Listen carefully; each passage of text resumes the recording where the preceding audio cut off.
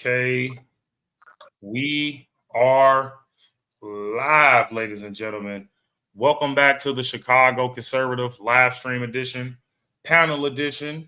And today we have two new valuable guests, ladies and gentlemen. First, I want to introduce Gino Young. He's actually running for lieutenant governor, guys. So if you guys live in Illinois or Chicago, please send him a signature because we definitely need smart young black men. Go ahead and say what's up to the people, Gino. Hello, everyone. So, as you heard, my name is Gino Young, and I am running for lieutenant governor with Max Solomon. We're running on a crime-centered, solving crime in Chicago specifically. And what we want to do is we want to solve crime in Chicago, fix the state, fix the broken educational system, route out the broken bureaucracy from the CTU on down, and reform our educational system as well. And we believe that starting in Chicago will really branch out throughout the rest of the state. And because Illinois, much of it is connected, whatever happens to Chicago happens to the state by extension. So we believe that starting there locally and then branching out to the rest of the state will really give the state something that it needs as far as building towards a more sustainable environment for our citizens. And really, what we really want to do more than anything is to get rid of J.B. Pritzker. J.B. Pritzker has got to go. Period. J.B. Pritzker's got to go. Yeah. Brandon Johnson's got to go. We want to invite the president here and make sure that the National Guard and any federal resources that we can have are allocated accordingly in the local Chicago system. So we want to stop the crime. We want to lower taxes and less bureaucracy, and completely gut the Illinois Department of Education. Okay. And I want to introduce another gentleman who I know personally. He's known me ever since I was a teenager, guys, in my young days when I used to be a little crazy, okay? And is attorney Roger Brown. Hello, guys. Fairly popular in the city of Chicago. He's fairly famous and infamous for certain reasons, guys. And this young man has been he's honestly changed my life, ladies and gentlemen. I'm not gonna lie to you. When it comes to Mr. Brown, there's no words that come to my knowledge that I can say to thank this man. He basically saved my life when it comes to, keeping me out of trouble and things like that. And I would not be the man today if it wasn't for the influence of Roger Brown here. And it's like when it comes to me becoming conservative and things like that, he has played a huge role, guys. So I just want to give a big shout out to Attorney Roger Brown. And please, Mr. Brown, tell the people who you are. Well, thank you, Vashawn. You're much too kind, and it was your own integrity, your own moral stability, and your own vision of what your future wanted to be like is what prompted the change and what's got you to the point you're at now. I was only a conduit in that effort, but I do appreciate your remarks. I've been ever since the election of 2020 was stolen by the Democrats. I have been, just totally transfixed and consumed with trying to save the country that we all love so much, and to see it being threatened and in fact damaged by the liberal left has just been too much, and it's so gratifying that there are others who feel the same way, other kindred spirits, and I've been trying to get involved with others. So I'm just letting everyone know now I'm committing myself to get involved in any and every effort involved that we can all get involved with to save our city. I was born in Chicago. I've lived in Chicago all my life, although I live in the suburbs, but I do consider myself a Chicagoan. Um, and um, and we have got to form a solid coalition, not just as Democrats, not just as anti-Democrats, not just as conservatives or Republicans or however you want to characterize it, but as a people, we must utilize and galvanize our united effort to help save the country that has given us so much. And I'm just letting everyone know I'm volunteering my services free of charge and to get involved in any endeavor to that end. Thank you. So I really appreciate all your work, and it looks like the people in the comments, they love you already. And man, we would love to have you be on Fox News. We'd love to have you come to City Hall, Mr. Brown.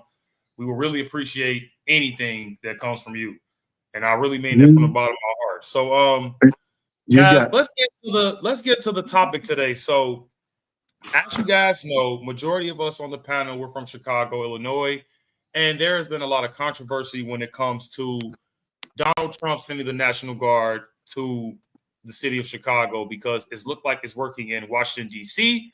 So a lot of people are saying, oh, well, why is Trump going to Chicago? He should go to Memphis. He should go to the red states. But a lot of people aren't equivalating that majority of the blue cities make up the crime in the red states. So Trump isn't really doing anything bad when it comes to sending the National Guard. Now you have these liberals and you have these congressmen and these senators like what's his name, Dick Durbin. I just heard him the other day. You have Benjamin Crump, Al Sharpton. You know the usual crazy people sitting up here saying it's racist to basically not have crime in the city of Chicago, which is absolutely ridiculous. Everybody know that's a stupid, low IQ statement. So I have a few clips here that I want to play when it comes to people basically showing resistance to the National Guard already. Because Gino, anybody that can clarify this for me, but well, there is rumors that the National Guard is in Illinois waiting to come to the city of Chicago. So we don't know if they're here yet, but they're definitely on their way. So what do you guys think about this? We're going to start with Gino first, and then we're going to go to Mr. Brown, and then so on. So I believe that the problem with Chicago crime is not a secret. Obviously, it's been going on for decades. Just a little background on myself.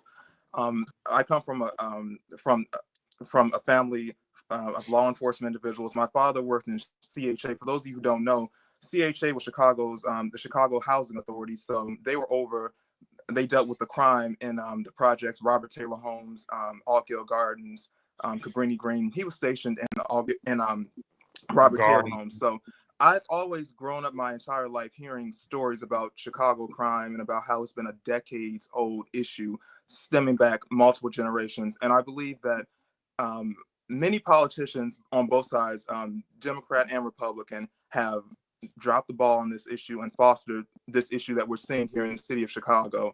And unfortunately, of all the politicians that control Chicago since 1931, it's been all Democrats. So I believe that it took all types of people to create this issue that we're seeing, but it's taking one man who has the gumption and the wherewithal to actually send in the federal resources that we need. And he has his eyes focused on Illinois. And at a time when we should be inviting him in, we should be welcoming any resources that we can galvanize in any manner. We have an absolutely. incompetent mayor, even more incompetent governor, who sits back, cracks jokes, laughs and giggles while they go out to their gated communities. He's the heir of Hyatt. He goes, Brandon Johnson goes and lives wherever he lives, and they laugh as people are out here bleeding and dying in the streets. And I just think that it's absolutely disgusting the things that have been said by Senator Durbin, who no one ever sees him in Illinois. He rarely ever comes here, but yet he just shows up Yeah, I in said that a on random Fox, neighborhood bro. last week. I just said that on Fox Yeah, recently. Like Dick Durbin, when's the last time you've been in Chicago, dude? Like that I don't even he know why hasn't this been. dude is talking. That literally spent He my brain. hasn't been. Yeah, he's a complete, and Tammy Duckworth is no better. Both of them are complete and total non-entities in every single community in Illinois. Yet they blow in here to tell us, the people who live here, the people who don't have the luxury of gated communities, who don't have the luxury of a private security force, that we don't need any type of federal help. So I believe that they're all incompetent. As I said in my open, I believe that we need to fire all of them, and that from top to bottom, we need to completely rout these politicians in Illinois, because they mean us no good. And every single day they show us their true colors. They mean the people on the ground absolutely no good. Absolutely. That was beautiful, man. That was a beautiful statement. And like just to piggyback off what you just said, we have to get the corruption out of the city of Chicago. I'm tired of people Yes. sitting here complaining, oh, Chicago's so corrupt. Chicago's so this. Chicago taxes are so high. Okay, but if you guys know these are the issues, and if you guys know who are in charge, then what are you going to do to fix the problem? I mean, don't you kind of think it's insane? Like the correct literature definition of insane, to keep doing something the same and expecting a different result. So my thing to you is this: if you want actual change in the city of Chicago and in your neighborhood, what are you going to actually do about it as a voter and as a citizen? Because we can keep blaming the aldermen and all that stuff, like you said. And I agree with you, Dick Durbin and all of these weirdo people. Yeah, they're not in the city of Chicago. And that's what people need to start speaking up and saying. Like me, you, Mr. Brown, Mitch, you know, we got to start letting these people know that these people live in gated communities. These people don't walk the same streets that we walk. You see what I'm saying? They're not taking the bus. They have security detail 24/7. Let's be real. JB Prisker, Yes. this dude has guns everywhere in his house. Of course. Okay. But he wants to take our guns. Security. Yes. Right. So, Mr. Brown, you want to go next? Well, what do you think about? I completely agree with everything you just said, Vashawn, and with what Gino just said. It is Chicago has been in a cultural framework of criminality since Al Capone, just like you just said. The American culture has made crime glamorous. Yeah, But that's that's only a tiny aspect of the problem. Our own people, through the culture of rap music, gangster rap music, have made crime the only option being chosen by many of our young men. And believe me, I know, because I've been representing them in court, trying to just reverse their mistakes now for about 40 years. And they choose crime. The crime has become glamorous.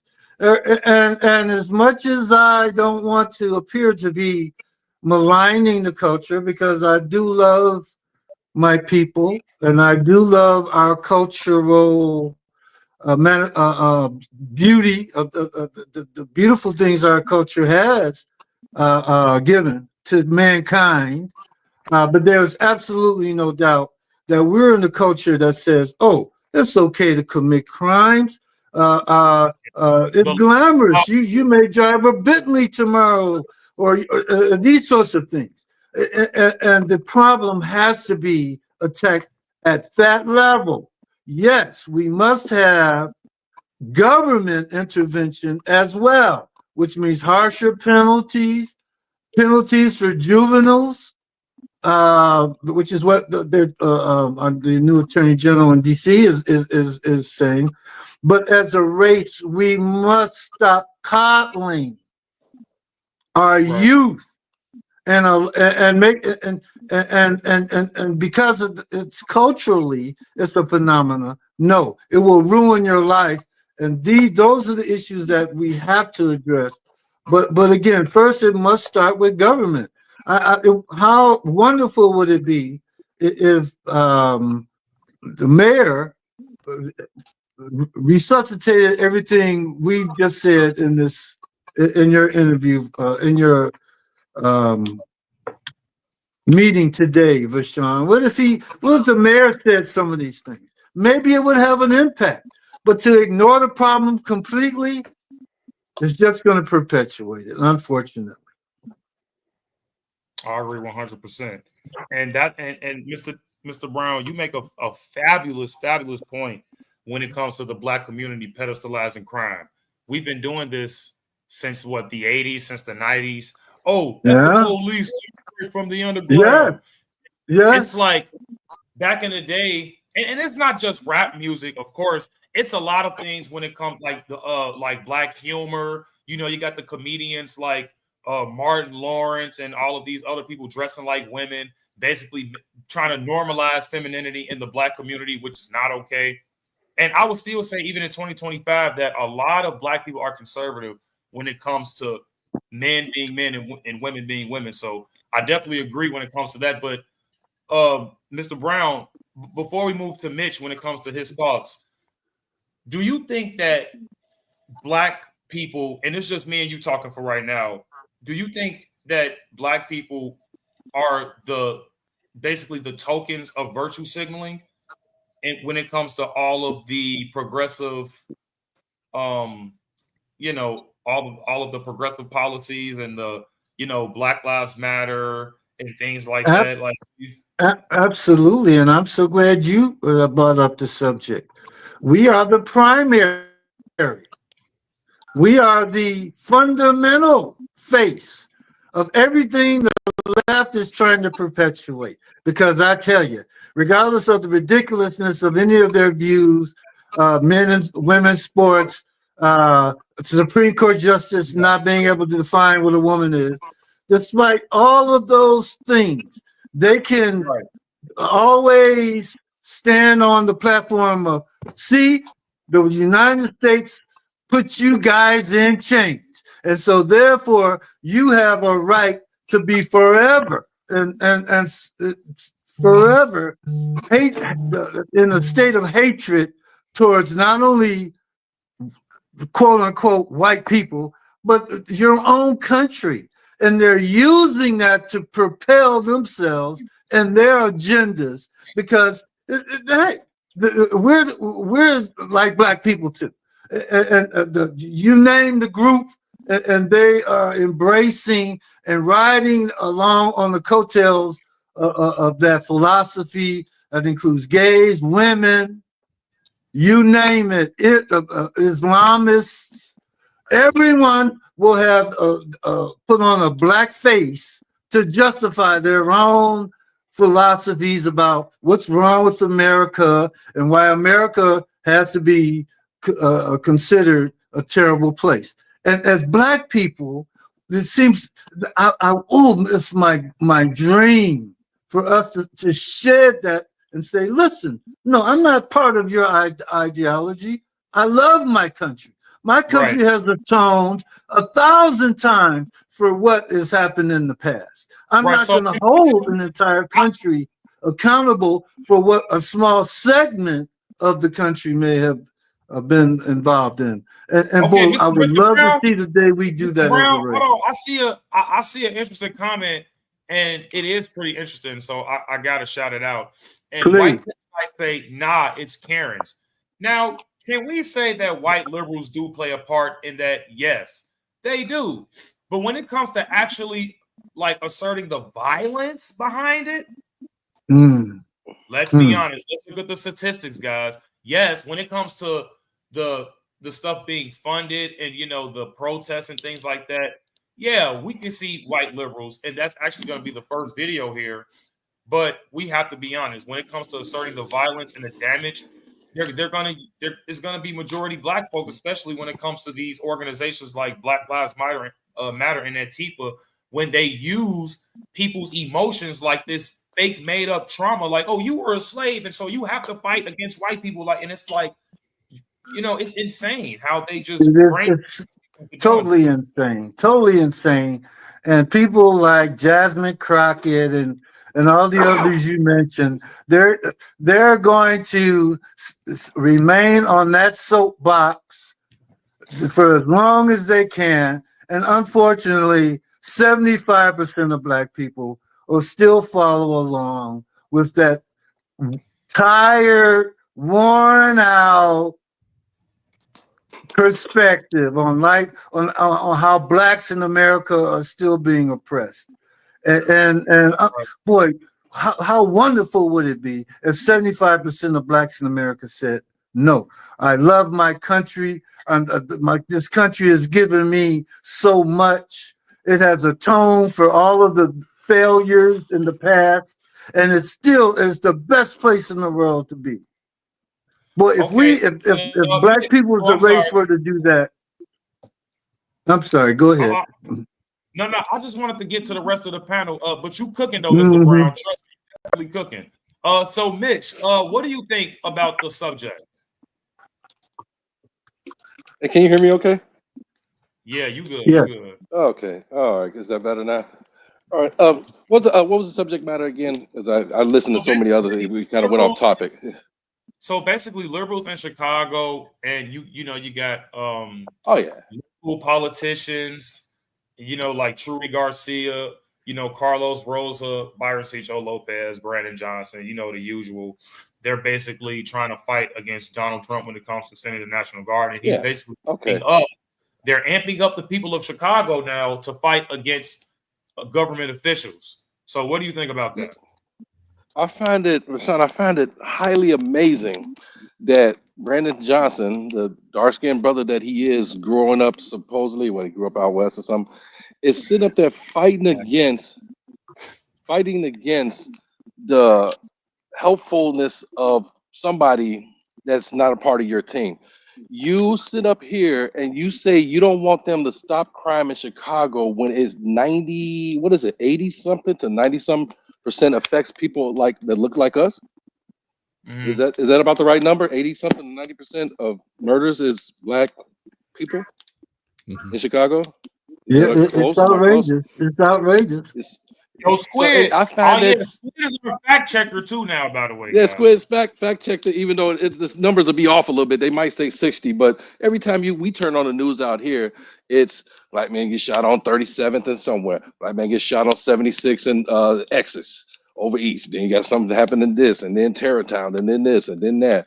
All right, so I find it is so unbelievable that people can't. And I don't. You know what's that? I don't blame. I don't. To be honest with you, Sean, I don't blame Pritzker. I don't blame Johnson. I blame the people that can't read through this. Yeah, You Thank you. seriously, I you understand. Thank literally you. can't read through this? They're not I, fools. You're a fool for believing them. Lightfoot was the same. Hell, Rahm Emanuel was the same. All this. It's funny because we had our problems with Daley, we think, but these are not the kind of problems we had with Daley at all. And I know other people probably will know that's not on the panel who knew how Mary Daly was. Like that's where Chicago got his name from, pretty much. Not the Chicago, but the reputation Chicago have with the police being racist and all this other stuff back then. So, but here's the thing: I just find it highly weird that. Oh, is someone talking? Okay. No, I just find it highly weird that. Okay. I'm sorry. I just find it highly weird that that you have a black mayor that don't want black crime to stop. That is, and then you have people down there protesting it, protesting. So what? So what do they want? They want Black lives to end. mean, what I think about that, and we're gonna go to Jared next.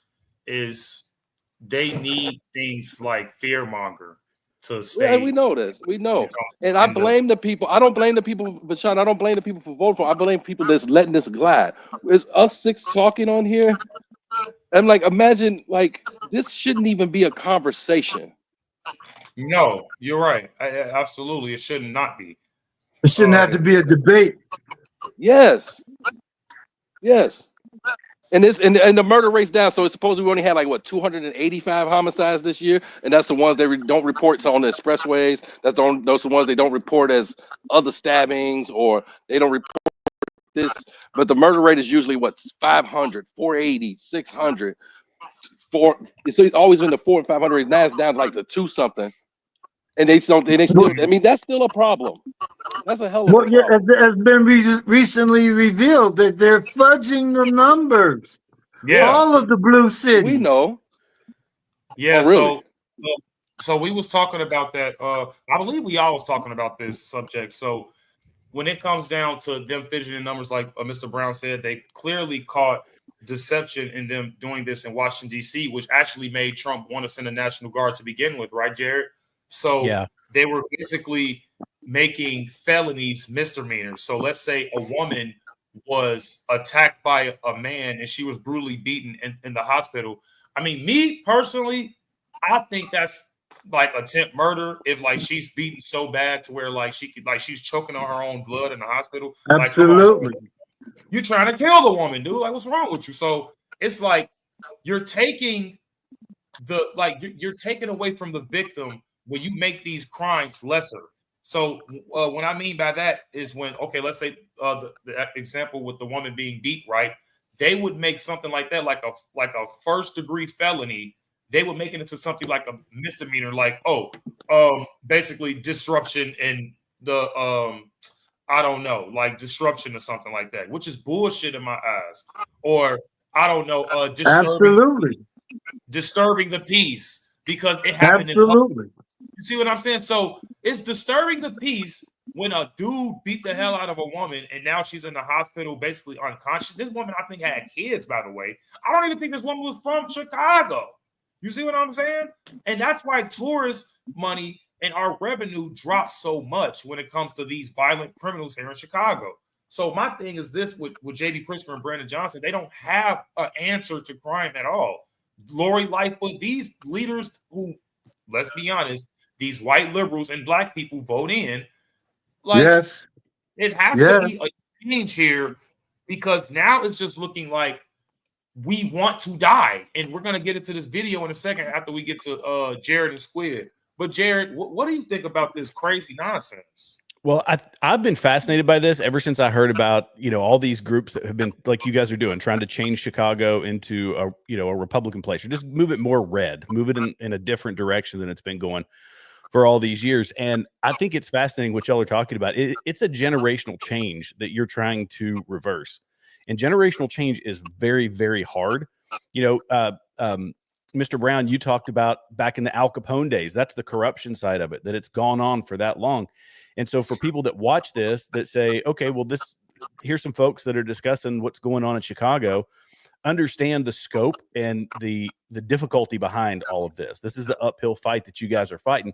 And that's why I think it's cool. I'm in a red state, but in our blue state, or our blue city, which is on the west side, it's got the number one crime stats in the country. And I think the reason this, in my opinion, that Donald Trump has chosen Chicago is because there is a movement there that is trying to push that city in the right direction. So it's one of several, Chicago, Baltimore, DC, Memphis is the one that I'm talking about because I'm in Tennessee. So there's all these cities that have problems, and you all are trying to do something about it. And that's a great thing. It's setting an example, I believe, for the rest of the country. And, Vashon mentioned the changing of crime stats. That's what baffles my mind more than anything is instead of increasing the amount of policing, which is what's necessary when you have a crime, when crime starts to spike, you have to apply more police force to get that crime down. Absolutely. But the optics are bad. So they care more about the optics.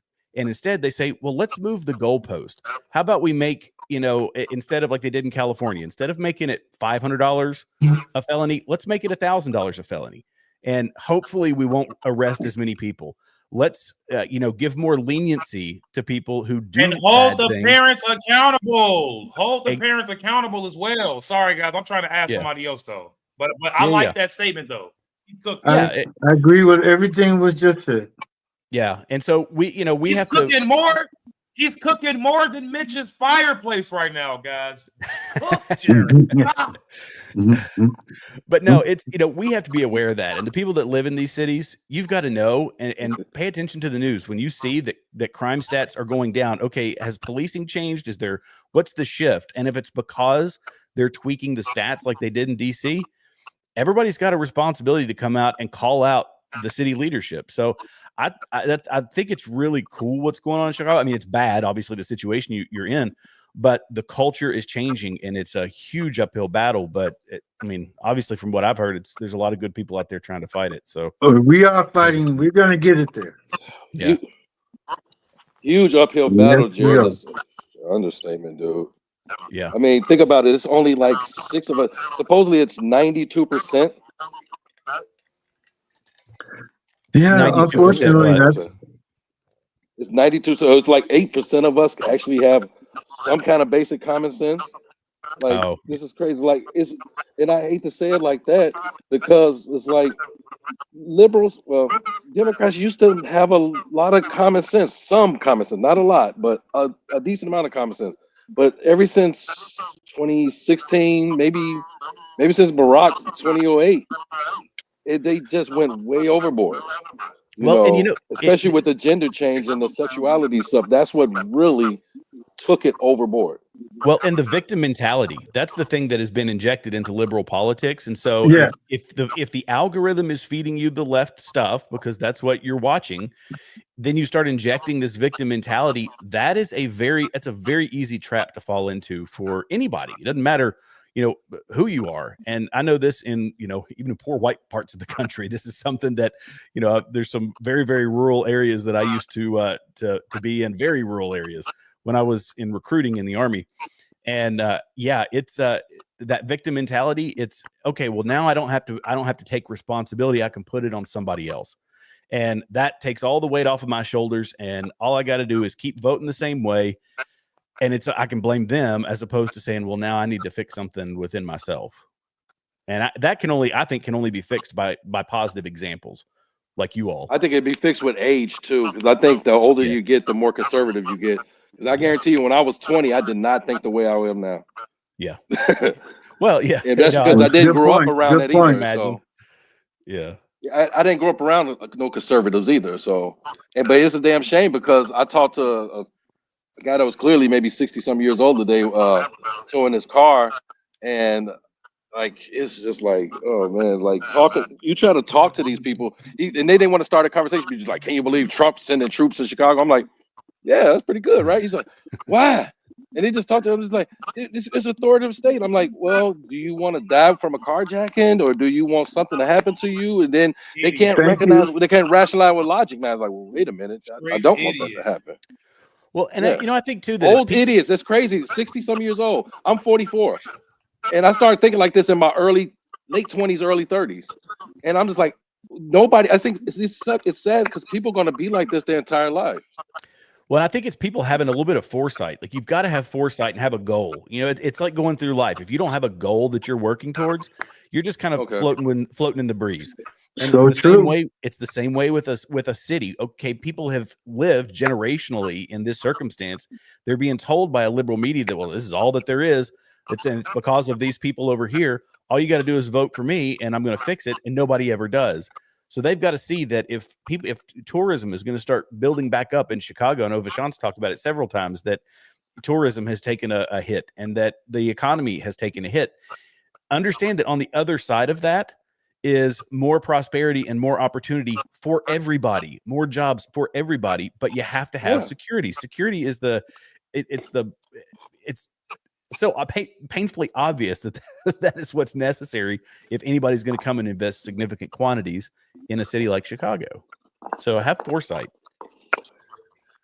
And I think there's another thing with security. We got some other problems here, Jared, like the tax money that they're stealing, the overly cost of doing business. And I mean, if you've seen some of these taxes here, Jared, and I know you being from Tennessee, if you've seen some of these taxes here, you'd be like, I'm never coming there. I wouldn't care how much money I can make. You're not. Okay. It's not sweet. Go ahead. We finally got it. Sorry.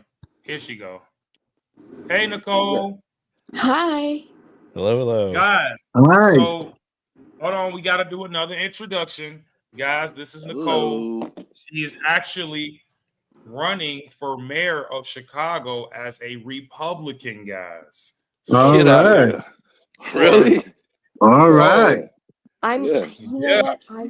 I'm trying. You need like 45,000 signatures, and I talked to the Republican people, that guy Jeff, and he's like, you know, you need $1 million and this and that and blah blah blah. You know, he didn't seem too ecstatic, so I'm not getting a lot of like positive feedback. But I don't know who they're going to have run either. So I don't have any support. I don't know what to tell anybody at all. Like, I don't know who's running against Brandon Johnson. I'm not getting any. I don't know how to do Well, anything. he's not So going to get reelected anyway, so that still I hope. shouldn't be the hardest task. You think he's going to get reelected, Mitch? Hell no. He won't have a hot chance in hell, bro, at all. And if somehow that happens, I'm leaving. Over my I can dead promise you that. body. I'm gone. Hell. I'm going Well, Texas or Tennessee. I'll pick one on my way out. Over I start driving my down 57.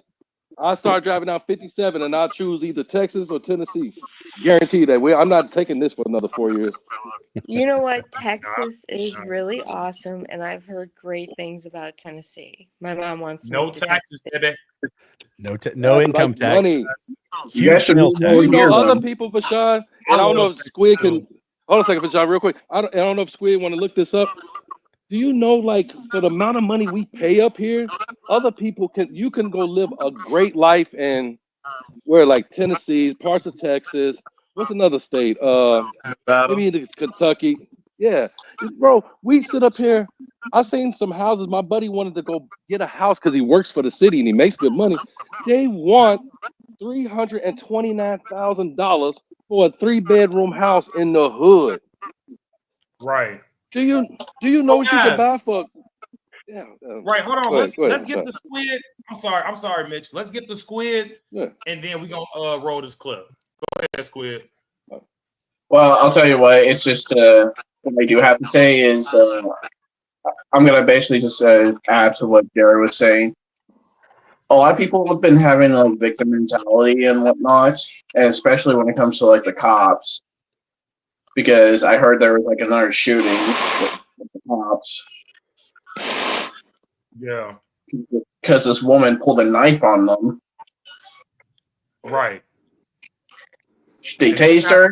crazy. They tased her. It didn't work. So, what do you think happened? Right. That's interesting because that's my greatest fear. That's my greatest fear. The next Derek was this Chauvin, the next Show. George Yeah, Floyd Dexter. episode. Right. Dexter Yeah, Reed. that's my greatest fear. I wouldn't be surprised if the Democrats and the left engineered incident like that just to turn the tide in their favor. No, they need it. They need it heading into the midterms. They have to whip up that rage machine like they did in 2020 and 2018. So yep, guys. And please check out Nicole too, guys, because we need all the Republican help that we can get in the city of Chicago. Do we have her okay. email address? I'm volunteering, Nicole. Okay. Thank you. I'm And volunteering. Mr. Brown, like you were piggyback. Oh, I'm sorry. Go ahead. So I was on Facebook, and you know how you could do the memories? Mm-hmm. I think it was 12 years ago, Labor Day weekend to this day. We had 52 shootings and 13 dead. So this shit has been going on for years. Yes. Yes. Yeah. So it's the same amount of 52 shootings that it was like last week as it was 12 years ago. And 13 dead. It's And they talk about crime unimaginable. is down. It is So Crime is down since unimaginable when? to even. I actually took a picture of it. I could send it. I don't know if my picture will go dark. Oh, we already believe you because this is something that we hear Yeah, every that's Monday. something that's not. Yeah. No. Yeah. Every You ain't used Monday, that before. And I think they try to program you every Monday. There's like, hey, here go the crime stats for this weekend. 6 shot here, 1 dead, 2 shot here, and nobody's caught. Well, That's it's And just that's part what of the I think. happy Okay, it's talk in down the from nobody's last morning. caught. year. It's down from Nobody's last year. caught. Okay. Yep. It's down from last year You by what, know. 50? Wow. Okay, I guess that's Wow. better, but still not good. Well, and Okay. that year a pregnant woman was shot. It was everywhere. I think that's one of the reasons why I shared it, was a pregnant woman was shot. Yeah. That's Wow. sick, man. All right, guys, let's watch this clip real quick. And it's called Okay. Chicago Scares Tacos. So I don't know. What is that reference, by the way? What does that mean? I'm not saying it. I don't know.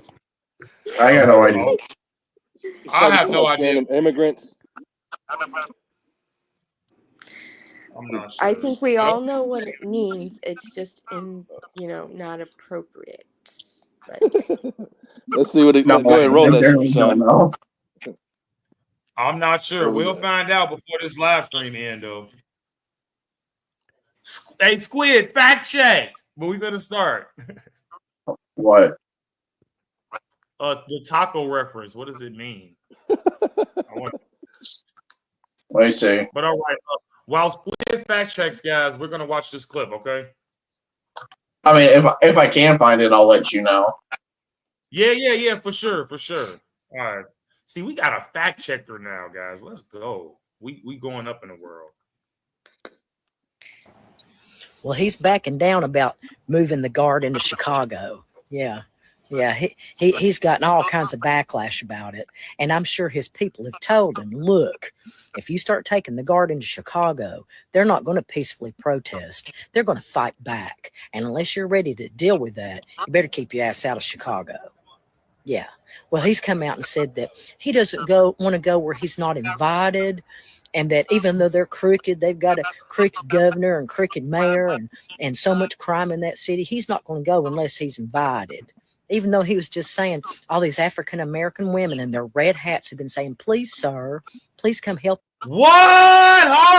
Hold up.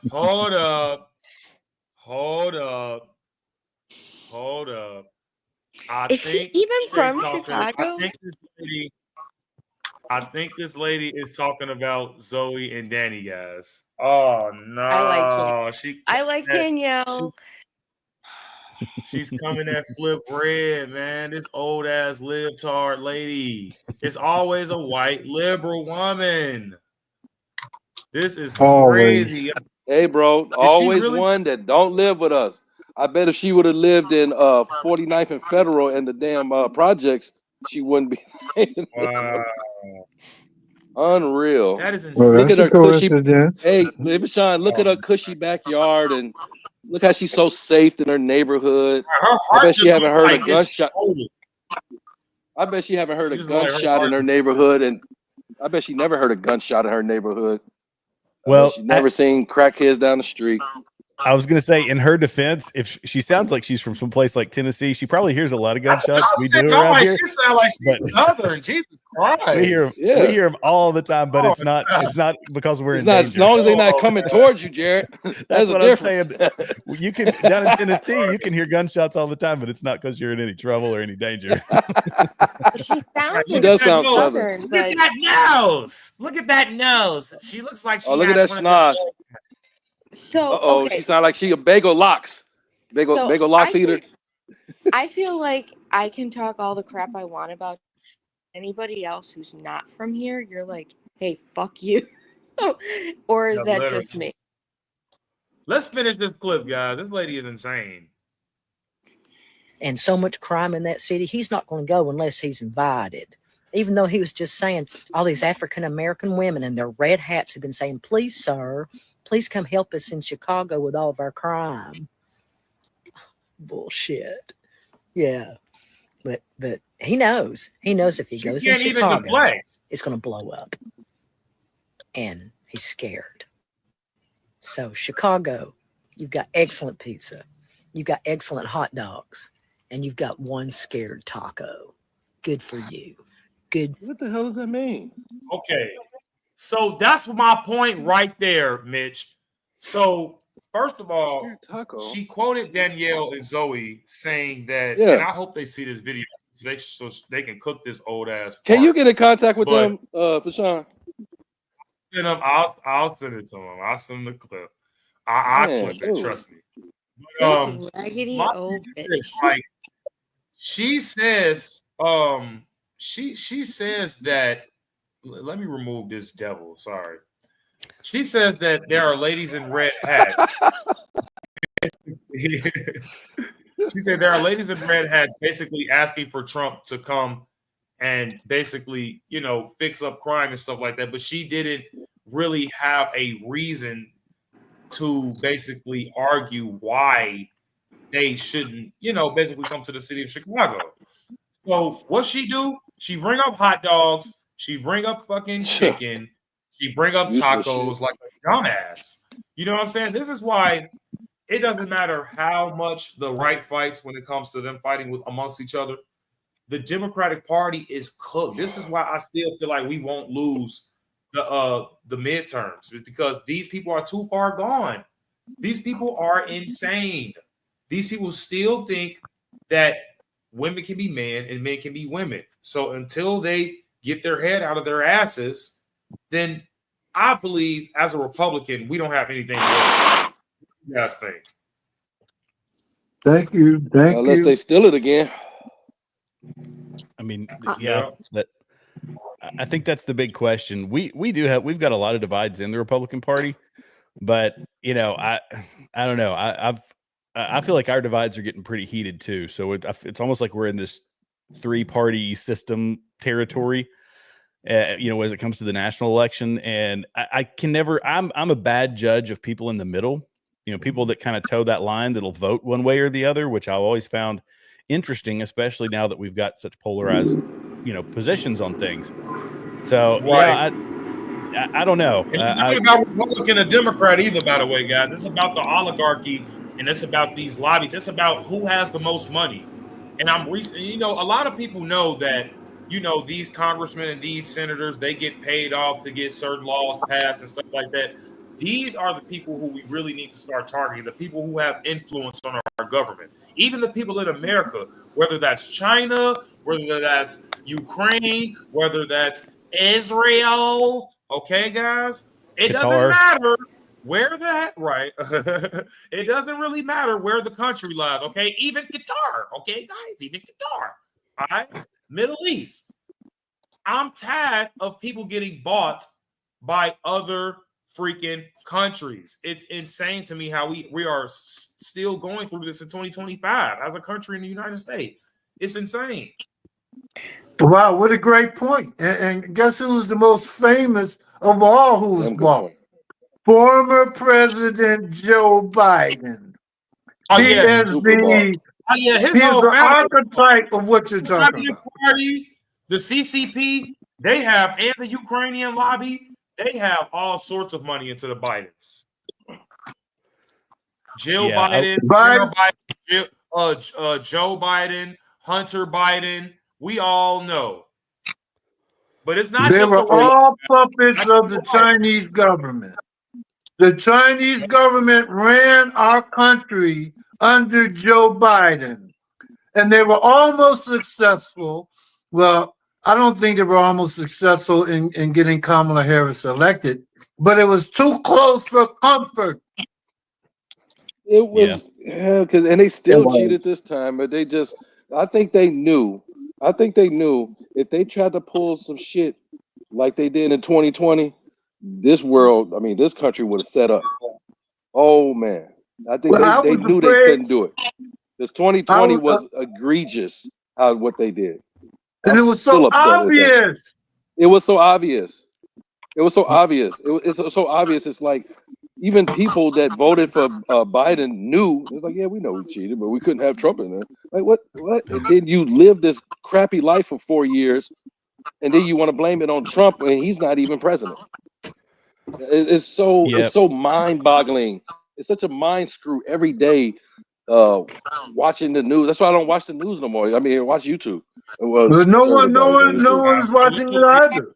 They're all Nobody going watches the news no bankrupt. more. That's all it is. It's on the news is crime, death, hate Trump, crime, death, hate Trump, crime, death. Then they have some Yes, funny stories. yes. Oh, a cat saved a child's life in a fire. What? But besides that, Yeah. then besides that, there's just Trump hate Trump. No, every channel is hate Trump. The View hate Trump. Channel 5, well, I'm sorry, NBC, CBS, ABC, WGN, liberal Fox, Well, like the local but you're Fox saying News. it's so poignant because now we're talking about daughters, ex-wives, relatives, friends. They're Yeah, all caught up in the Trump derangement syndrome. And believe me, I've been an outcast yeah. since Let's I let's didn't talk toe about the that, Mr. line Brown. anymore. Mr. Brown, let's talk about that. How we're losing Me friends, too. how we Me losing loved too. ones. Vashawn, you want to talk about that one day? How we losing like Yeah. relationships, dates, explaining to people. People don't want to talk to you. People think you're the weirdo. It's like, oh, people talk shit about me on Facebook, didn't see me today. Like, hey, what's up, Mitchell? How you doing? I was like, didn't you just call me a weirdo? Like about a Well, couple of months ago when I said something. But I'm well, a Yeah. normal person. You Caucasian Trump fans on Facebook or in general, they'll be like, "Oh, well, you're just going to shoot up a school," and it's like, well, see, wow, that's bogus. that's not the thing anymore. And even then, it was bad, but now it's more of a transgender thing. You can't say that about Caucasian people anymore. That's not, you know. But I think also, Nafiz, what's up, baby? Can I And Jared, see Yeah. my twin? is that a Hey, good Hi, female? morning. sir. uh-oh. Hold Hold up. on, wait. Damn. I Don't say actually that, figured Vashawn. out That's how to bogus. That's right. switch the camera around. Hold on. Damn. And Jared, well, let me put Oh. this on. And Jared, Yeah. so us black people that's conservative up here, like we just mentioned, like we're like outcasts and friends used to be friends for 20, 30 years, not. And people don't Mhm. you remember they back and they told you Thanksgiving, they told you don't invite Trump supporters to your Thanksgiving, don't Mhm. invite Yeah. people to Mhm. barbecue. And people, they don't want to, they think you're the weird one or you love white people more than you love Hey, black what's up, yourself and all of that stuff. Scarface? And so, but I just want to ask you, like, Mhm. do you have some of, so you being white, do you have some problems with people, your support of Trump or your Yeah. support of conservatism All right. I compared think to one like more our person black trying to folks? join, and I think we should be Yeah. good, guys. I'm sorry I keep going in and out. Sorry about that. That's cool. You Wait a good, minute. man? What is going on? Yeah. Yeah, It we happens. And that question was for you, Jared. Yeah, it happens across the board. I've had close friends. I get in deep conversations with them about politics, and you can kind of tell where they're going. And once you say, "Well, yeah, I voted for Trump," yeah, I've had people that have cut me out of their lives. People that say, "I'm not going to talk to you anymore," and it kind of goes every way. And that's why, as I said before, Ridiculous. the middle ground, which is it's flip flop. It's because we've generally speaking, people that But you're follow in a politics, technically a Republican state, though. I mean, you're in a conservative we state, well, with we are, Democrat but cities, but we are the people around here. There just aren't many where I am. I'll be honest. You see them, and they're usually driving a Prius or a Tesla, so you can pick them out of a crowd. You can see them yeah, driving down the usually road. driving, and They, the other one's driving F-150s lifted with Trump flags on them. But yeah, that's but okay. exactly right. Yeah, and so you get the bumper stickers. You can see it, and we just we don't have to worry about it, honestly. But in my outside of my area, because I interact with people in obviously all across the country, it's the same way. And I've got friends who are obviously not conservative, and yeah, they'll I've had people, and I wouldn't call them any of my close friends, because my close friends really, you could say I almost live in a bubble as far as that is concerned. And I know people that are kind of middle of the road, but very few. That's why people like this part of the country. And I wear it on my sleeve. My wife had a small business for 15 years before she sold it. And I was in her store, and some folks came in. This is part of what we're getting, are transplants. A lot of them, a lot of transplants. And my wife was being friendly, and she said, "Where are you guys from?" And, "Oh, we just moved here." "Oh, where'd you move here from?" "California." And one of the ladies looked at me, and apparently I just made a face like, "Oh no." And she said, "Don't worry, we moved here because of the politics. We got tired of California Oh politics." wow. But that's actually, it's starting to hurt us as well. The Democrats are driving people Well, out, They're coming to our area. And now even in a small town in Tennessee, property values are starting to skyrocket, and it's pricing, people out of their homes here in a place where it would normally be very, very affordable. It's skyrocketing. Rent is outrageous here. It's doubled in the past few years. So it's having an effect all across the country. But you have lost people that were your friends or not, maybe not saying close, or the acquaintances that they wouldn't give me the time of day now, and just ended conversations and kind of walked away. Like, okay, yeah, I'm not. No, My I just daughter. think we have it. Go ahead, Mr. Brown. Sorry. My daughter broke my heart because, Not your daughter, man. I tried not. I didn't try to over persuade her about my position. I was particularly incensed when Kamala Harris, right after 16 during the Floyd riots, decided she would go and embrace a young hoodlum who had committed a serious crime, a domestic battery against his girlfriend. It was in the news. I said, well, she's going to go visit him to show solidarity with him, but not with the middle-aged black guy who was murdered trying to defend a business, And so when I said that, I could tell it was beginning to go downhill. But last Thanksgiving, when we had our little, I tried to avoid it, but I couldn't because I feel this way about it. And when I told her I was gonna support, I try not to even, you don't have to use the word Trump. They're gonna put the word Trump in your mouth. You could only say, I love my country. And then they'll say, oh, well, you must be for Trump, which is what she did. And then she said, well, if we were in a relationship, I would break it off with you because you're a Trump supporter. And it broke my heart because I've never let her politics allow me to judge her like that.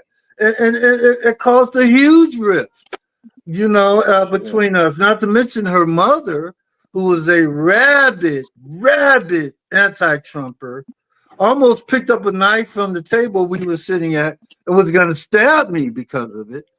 And not to mention friends, countless friends, just about all my friends.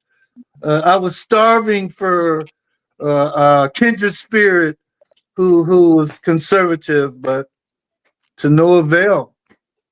75 to 80% of us are going to stay in that plantation, and if only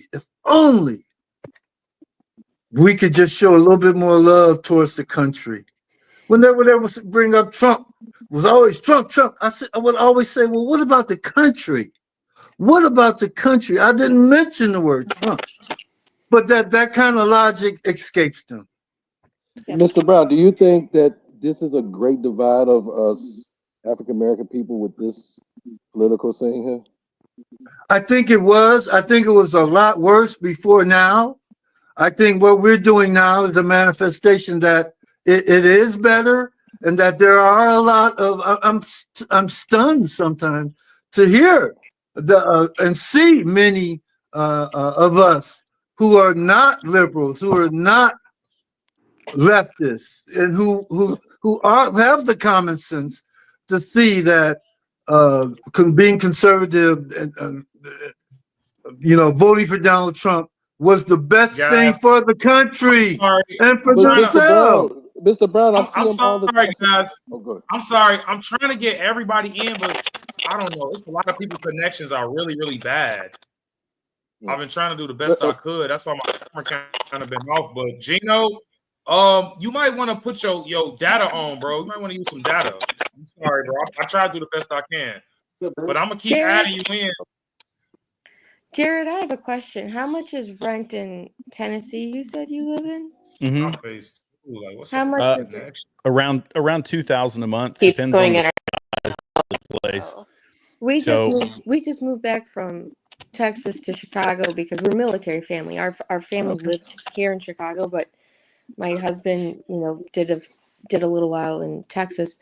When we got there, it was $1,300 for our first Nice. townhouse. Yeah. 3-bedroom, that's 3-bath. It was beautiful. By the time we left, we were paying close to $2,000. Yeah. Yeah. It happened to my wife and I. We actually, we had a property. I say a property. It was a building that we had bought years and years ago. We were living there. We sold it. We had to rent while we just to find a place, because these companies like BlackRock and others are coming in buying There up you stuff go. in our area. Palantir, Yep. Vanguard. There you go. Yep. BlackRock, State Yep. Street, Vanguard. Those are the BlackRock, big three. baby. And BlackRock. anyway, we couldn't find places, and all these folks from out of the area were, so we were paying $1,500 a month for a small house to rent. And by the time we left, which was a year later, he already had it rented for us leaving for $2,500 a month. And so right there, Wow. he upped it $1,000 a month. You're talking about a massive climb. And homes around here have gotten ridiculously expensive, which is great if you own one, but with the interest rates and rising costs, people can't find houses. So We tried to buy one and we kept getting outbid by like so much money. So the housing market and the apartment, looking for apartments in Texas, was just awful. Well, So and people are going to try to find refuge in Tennessee, in Tennessee, Florida, Texas. Those are the three big ones. And we just had, State Street, BlackRock, and Vanguard it's actually, they're the three top investors in a company called Compass. And Compass came in and bought the real estate company that handled 1 in 4 real estate transactions in the state of Tennessee.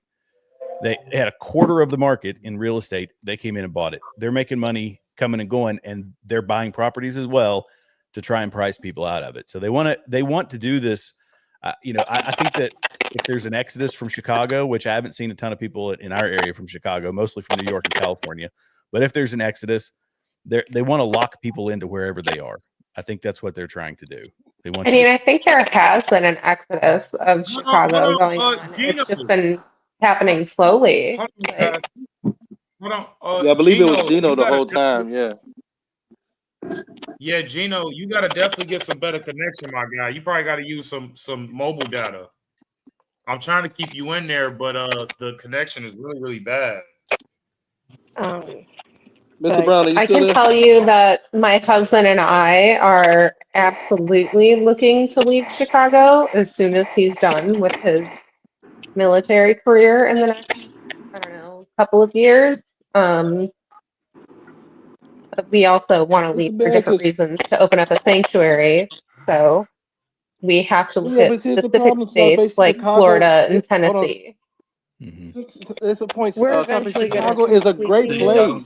Hold on, guys.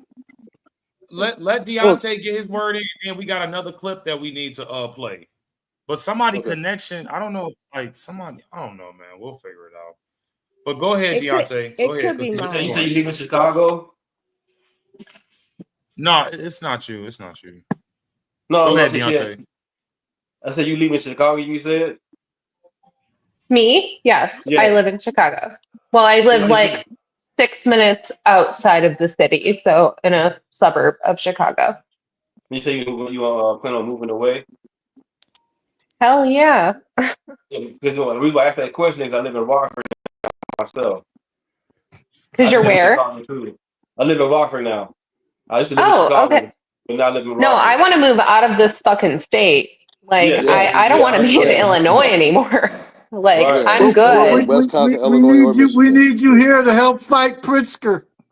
No, I will still help fight against all of the stupidity in this state. No, I want to move purely. It's overwhelming, isn't it? I want to move purely for animal reasons. By the way, you guys, it's not just the state. I want to move purely so that I can have specific animals and help them. I want to be that person that like saves animals from roadside zoos.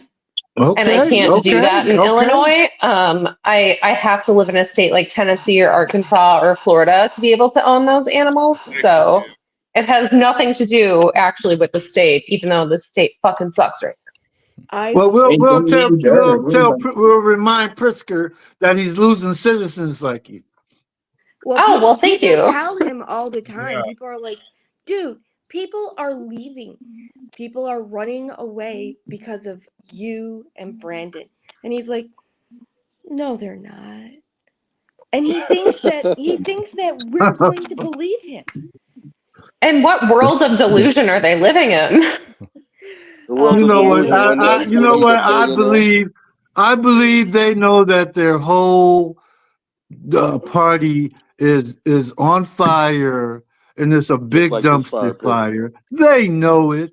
They're too stupid to come up with an alternative. It's on fire with the same Uh, jet fuel that Anything an burned the alternative? steel beams in the Twin Towers. Like, that's what Uh-oh. I'm saying. Like, Uh-oh. it's on fire with that same accelerant. Well, So I think that it's they're also setting it up. This happened in Detroit, and I don't think Detroit has recovered. But when you have an exodus, it's the Oh, businesses Detroit. that leave, the Jared, jobs leave, Detroit's recovered.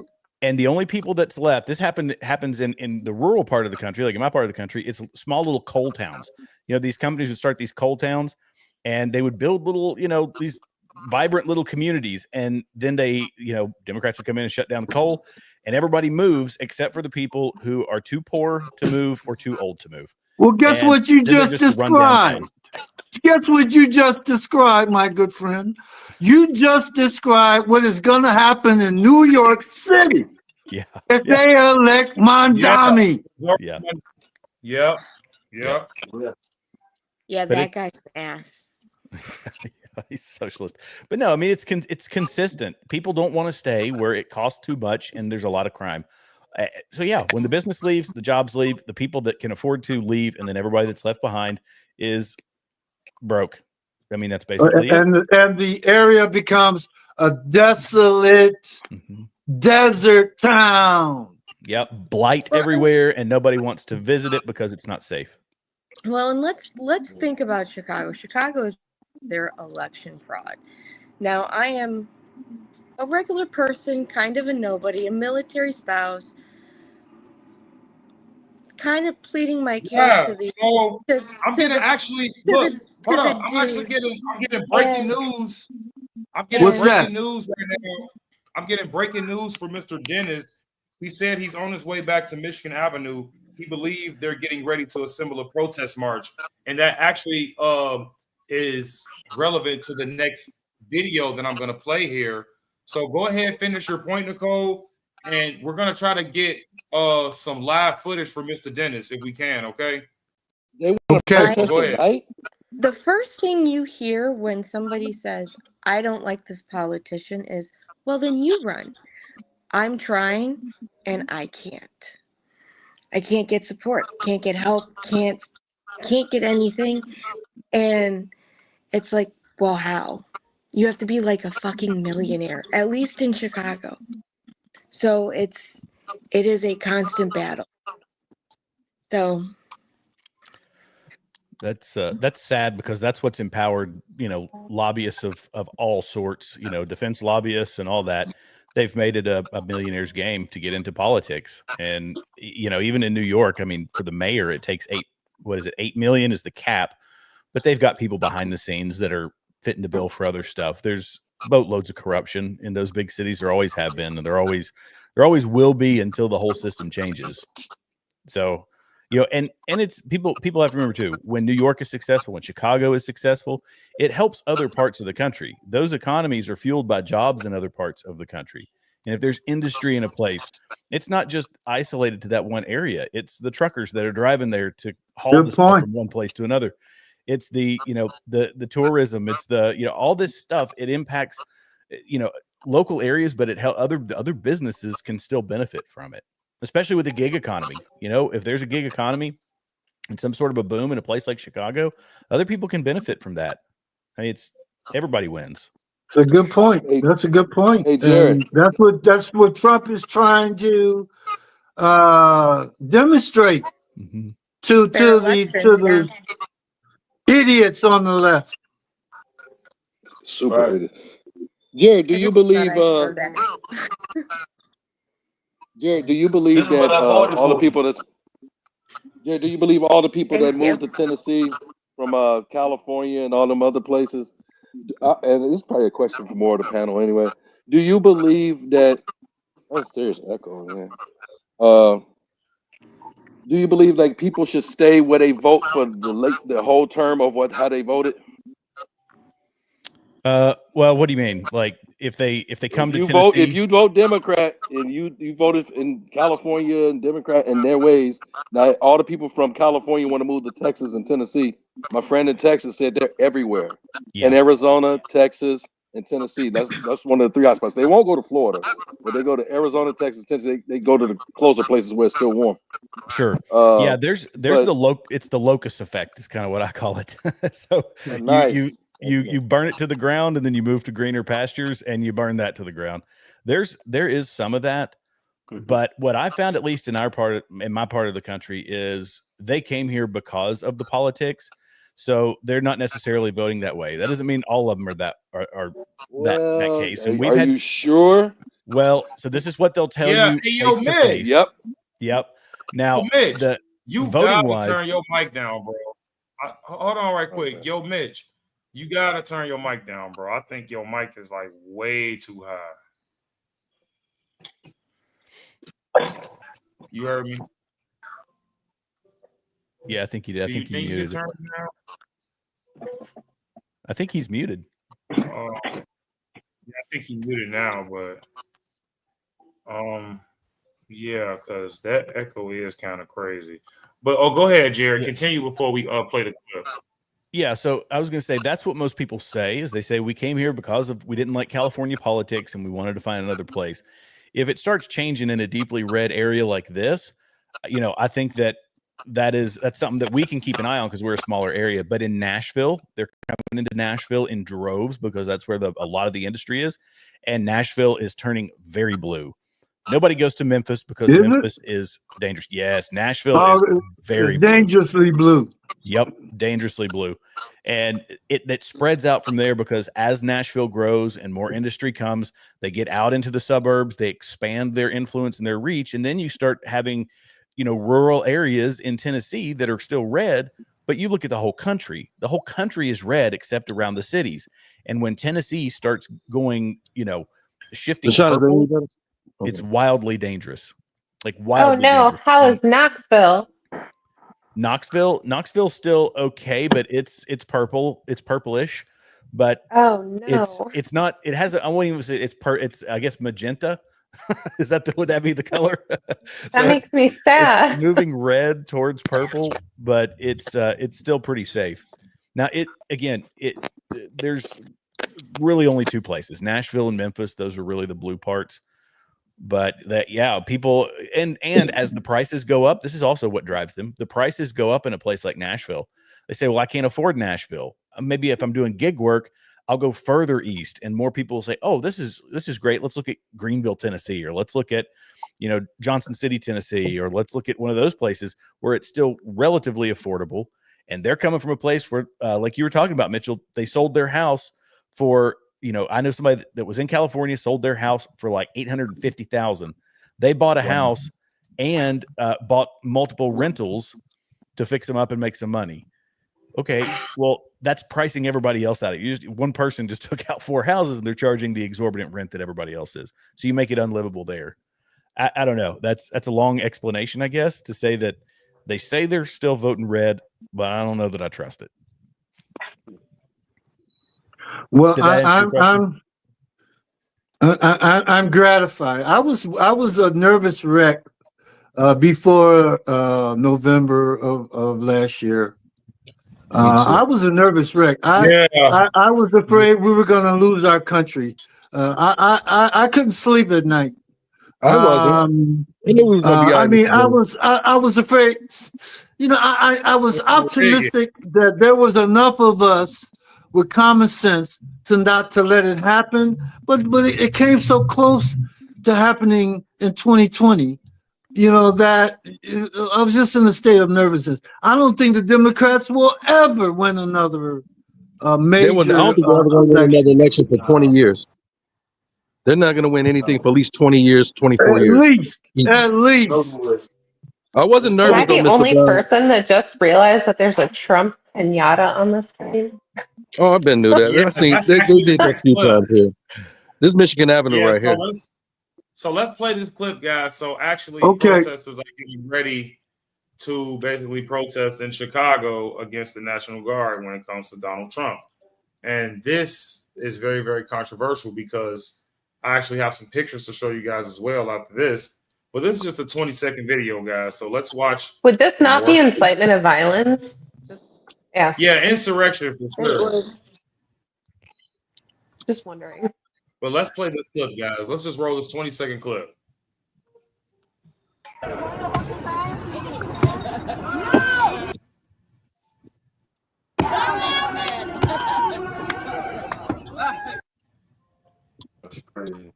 He got a Palestine flag. Definitely insurrection. Is that a Palestine flag and a LGB whatever? Probably Wow. Totally so. normal. Totally normal. Wow. Straight clown show. Yeah, so we get the gist. It's a little choppy today. I don't know what's going on with the So these people can't here do really. not live on the south side with you, do they, Rashawn? I would assume not. Absolutely not. They don't live nowhere by me. I would assume That's not, what's man. weird. No way. These people don't even be from. So look, I attended the No Kings protest, right? I don't know if you guys want to check that out on my channel, but there was this specific couple that was sitting down on the corner, right? And I asked them, like, what are you guys doing here? Like, okay, what's your point of being here at the protest? I actually will show you guys. It's pretty funny.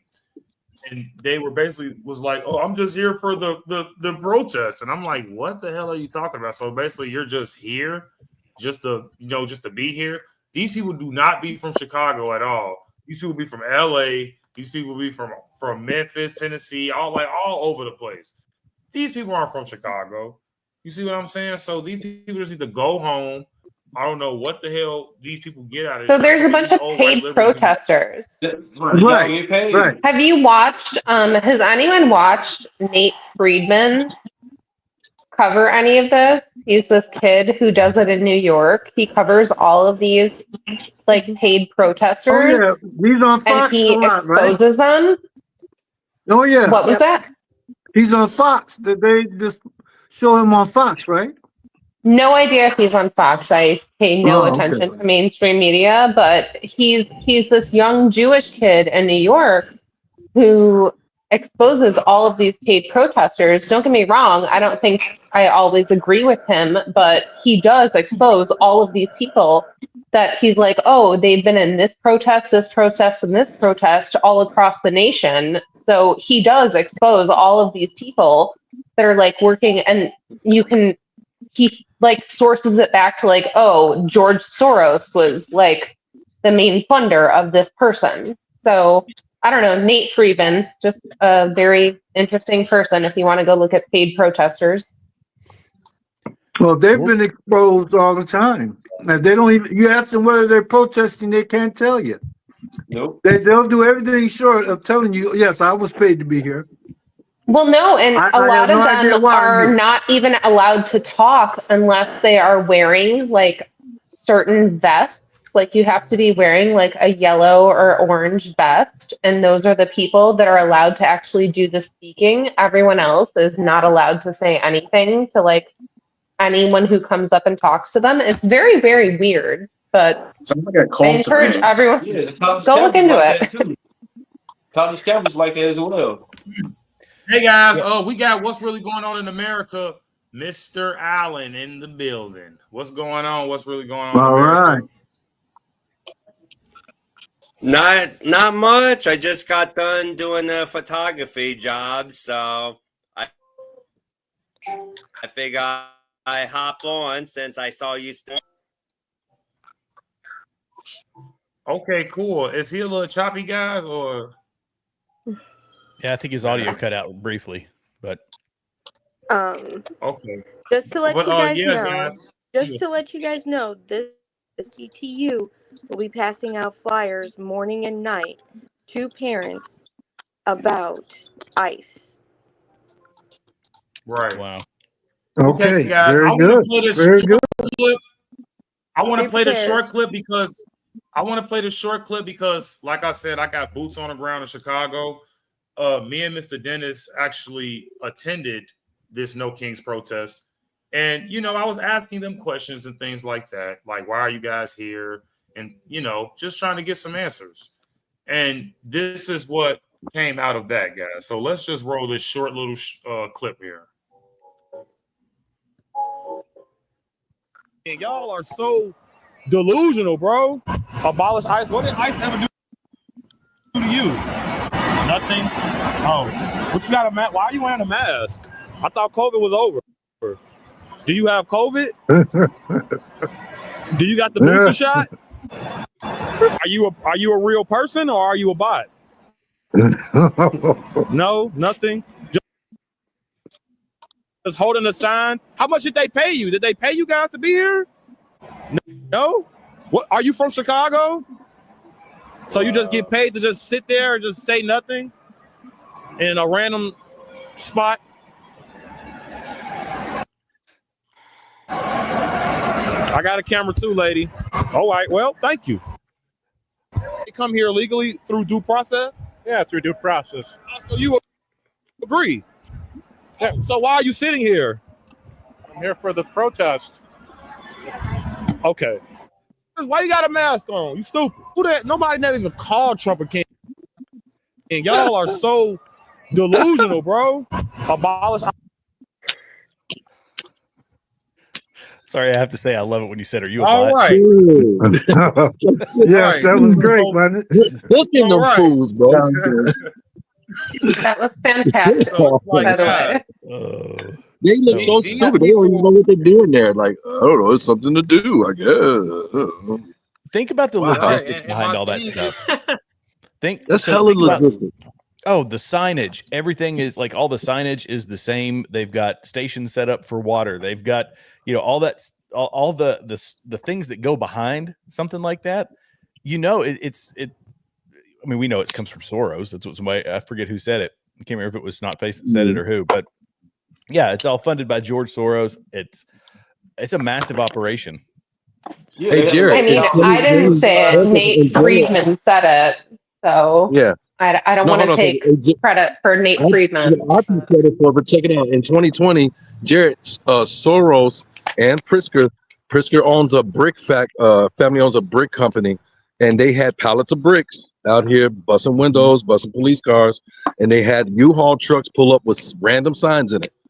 Yeah. They had Okay, let's be U-Haul real. trucks pulling I up. can't remember the exact story that it was that Pritzker was involved in, but I believe it was something to do with like taking piping out of buildings or something. It was such a scandal, like way back in the day before he got Oh, elected. he took the toilets out of the thing so you wouldn't have to call them rooms so you can get Yes. Yeah. Wow. Yeah. Yeah. So like we then elected this guy thinking that he was gonna be a great person. And this was before I was even able to vote or like could think about politics. You know what I mean?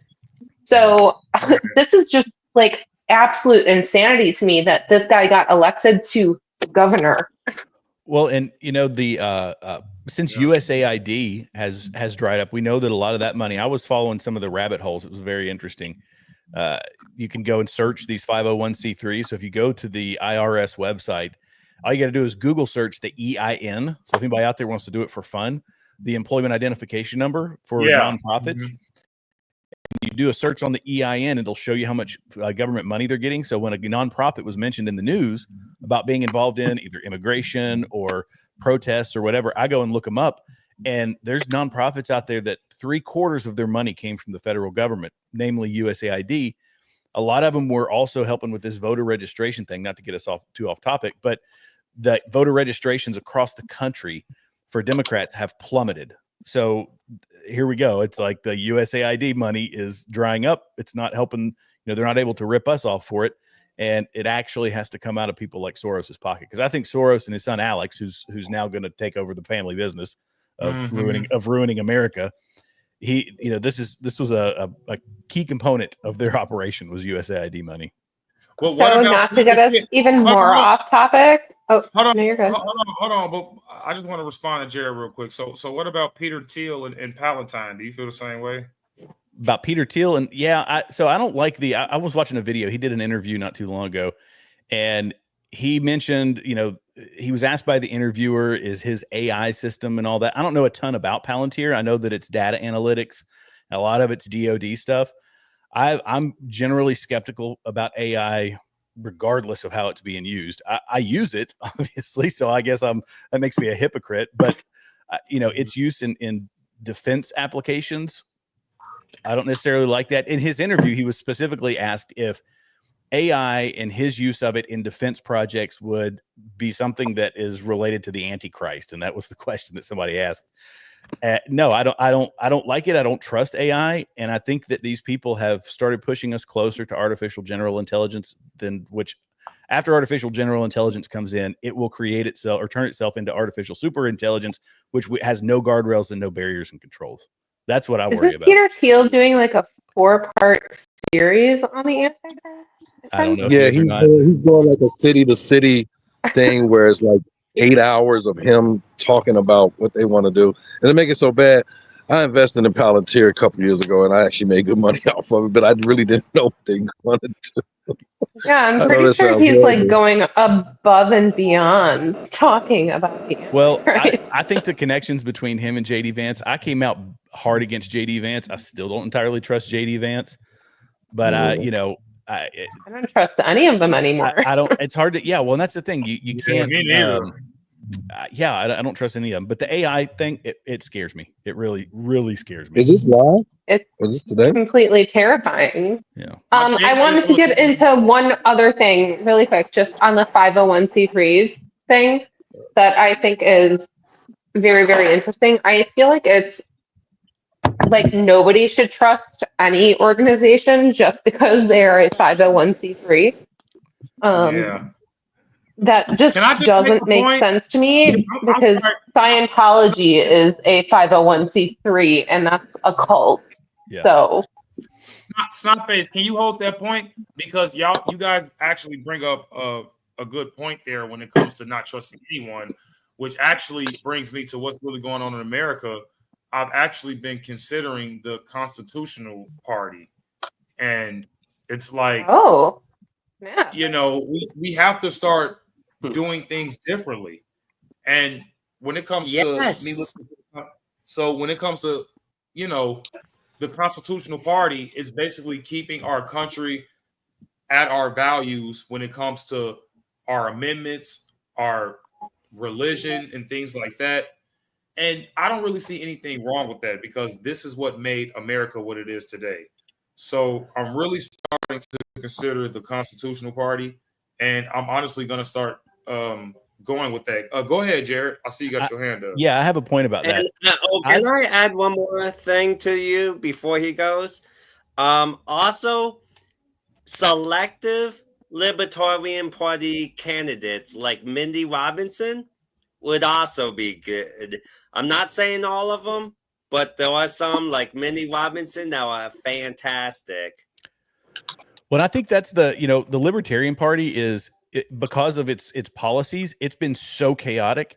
They had the one several years ago where the guy was running around naked at the thing because, well, I'm a libertarian and you can't tell me what to do, that sort of thing. So I feel like libertarianism has kind of become is fairly chaotic. That's a good point. But when we start talking about a new party, this is something I have been thinking about for years. When I got sick and tired of the same old Republican nonsense, and I stopped saying I was a Republican and started saying I'm conservative. It's the logistics that are behind these big parties. There's recognizability, there's brand recognition, I guess you could call it, with the Republican Party. Changing that from within is actually easier than bringing a new party into the mix. Because if you go to a 3-party system, now you get you're splitting votes like crazy, and it could go wildly one way or the other. There's a monster mechanism behind the Republican Party, and if we reform it through our ideology, which is what Donald Trump was doing, he forced change in the Republican Party. Not everything has changed, and it's only been 8 months, but the public forced the change with Donald Trump as the vessel, and he can't be the end all be all and the last time we're ever going to make a change. The change has to continue, and it's better to do it, I believe, and this is how I've kind of changed my mind. Better to do it through something that already exists, that has the infrastructure behind it, than trying to create something out of thin air, which is nearly impossible, I think. That's just my opinion. Do you have a response to that, Alan? Alan, yeah. Oh, Mr. me? Yeah. Yes. As I said, we got to start looking at people as individuals. Right now, the Constitution Party is 100% there, but kind of like how the Republican Party was back in the day in the 1800s when they ended slavery. However, when we're looking at all people in different parties, we got to look at them as individuals. Like, okay, so there was Lars Mapstead who was running for president, and I liked a lot of his policies, but the one I could never get behind on is the abortion issue. He's like, oh, just let them have the right to kill babies because we don't want to have the government touch it. However, Mindy Robinson, if she was the president, she would more than likely ban abortion herself. And she's in the Libertarian Party, but she calls out her own party candidates as well. So we can't think, oh, they're in this party, so they're going to be all bad or all good or whatever. We have to look at people closely under the microscope. Yeah, I mean, I agree with that. We have to look at people closely under the microscope, but the libertarian stuff has just, I don't know. It's been around for a long time. It's been around since I've been, paying attention to politics, and it hadn't moved the needle at all. And we've only got we've got a couple of people. Thomas Massey, he's more or less libertarian. Rand Paul, sort of libertarian. We've got some folks, but it hadn't picked up ground. I was sitting here looking at the comments, and this one guy said, you thought he was the savior. He was talking about, I guess, my comment about Trump, and absolutely not. And I've never held that position. Trump was just a shift. Trump was a change that put the deep state on its heels, but they're fighting back. They're pushing back against it, and he's doing some things right and some things wrong. But that's the thing, though, Jared. Mm-hmm. Who's getting held accountable in the deep state? We know when it comes to Tom Alexandrovich, that guy was questioned by the Trump administration, and they sent him back to Israel. He had dual citizenship. And then when it comes to Hillary Clinton, him promising that Hillary Clinton will go to jail, him promising that he'll find out how he was almost was assassinated, which I am still interested in, by the way, because Donald Trump did almost get assassinated by Thomas Matthews or Thomas Crooks or whatever you want to call it. So in my state too.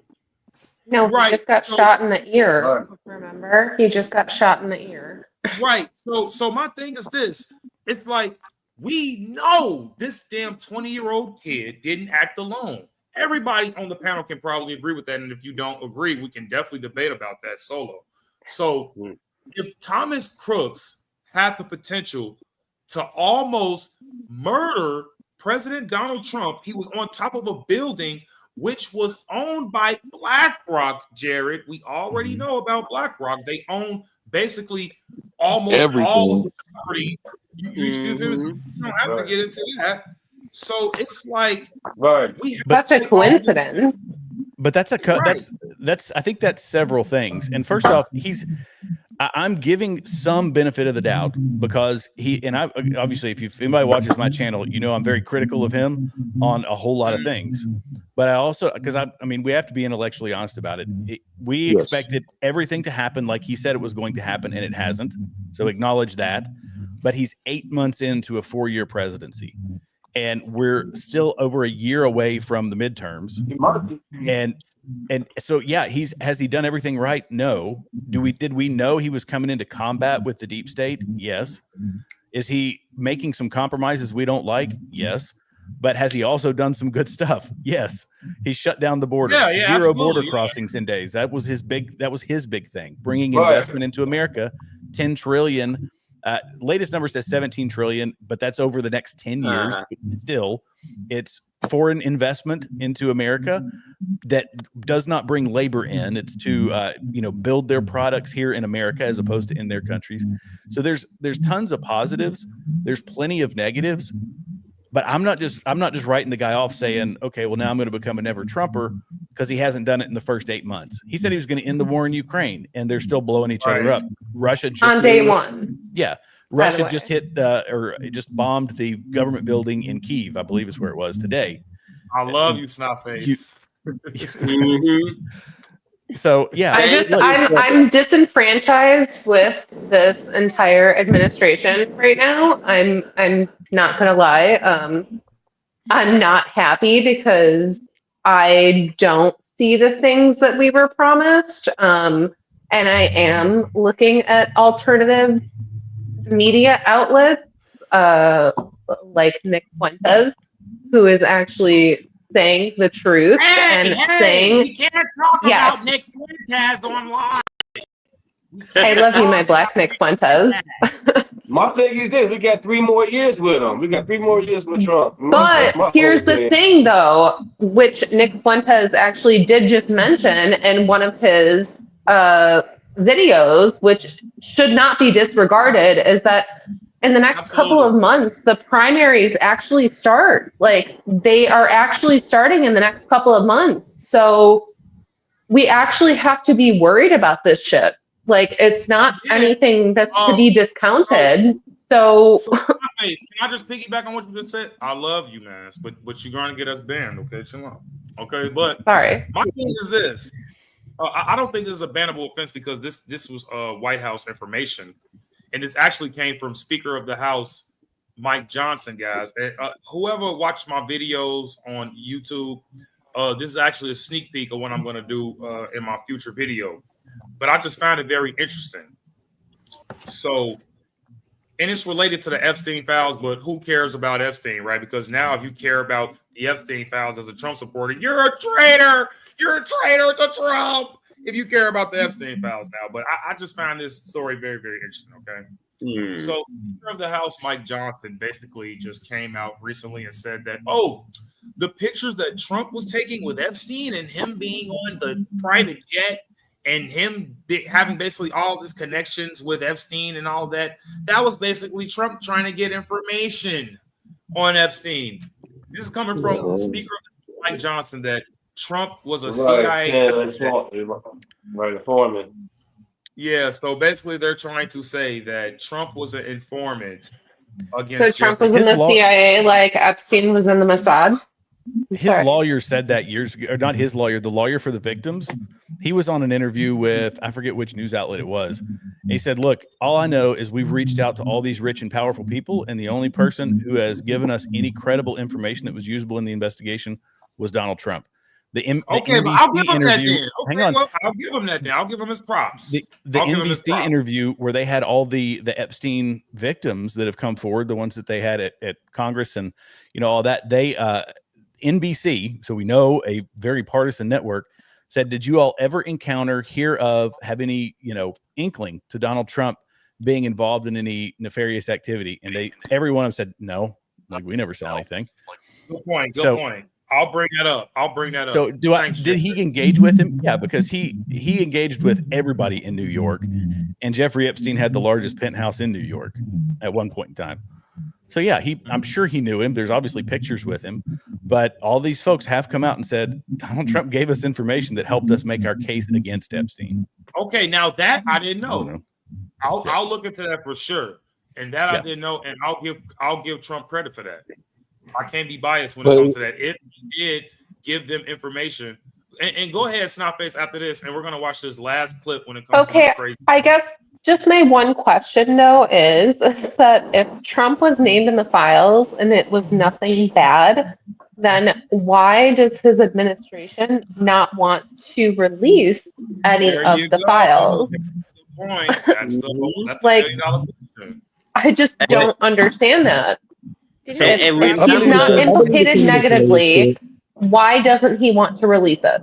Like, if there's nothing that's going to come out that's bad about him, and it's only bad things about Democrats or other people like that won't affect him, then why doesn't he just release them?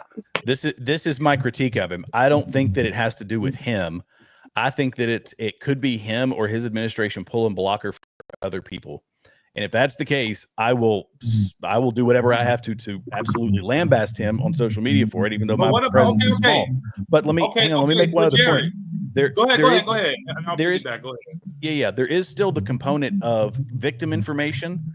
There is, components. Nobody wants victim information. Nope. But nobody is asking for victim information. By the way, but I know that. But people are asking for everything. They say, give us all of it. If there is someone who went to a party at his penthouse that had because he did parties that were not his freaky blackmail parties.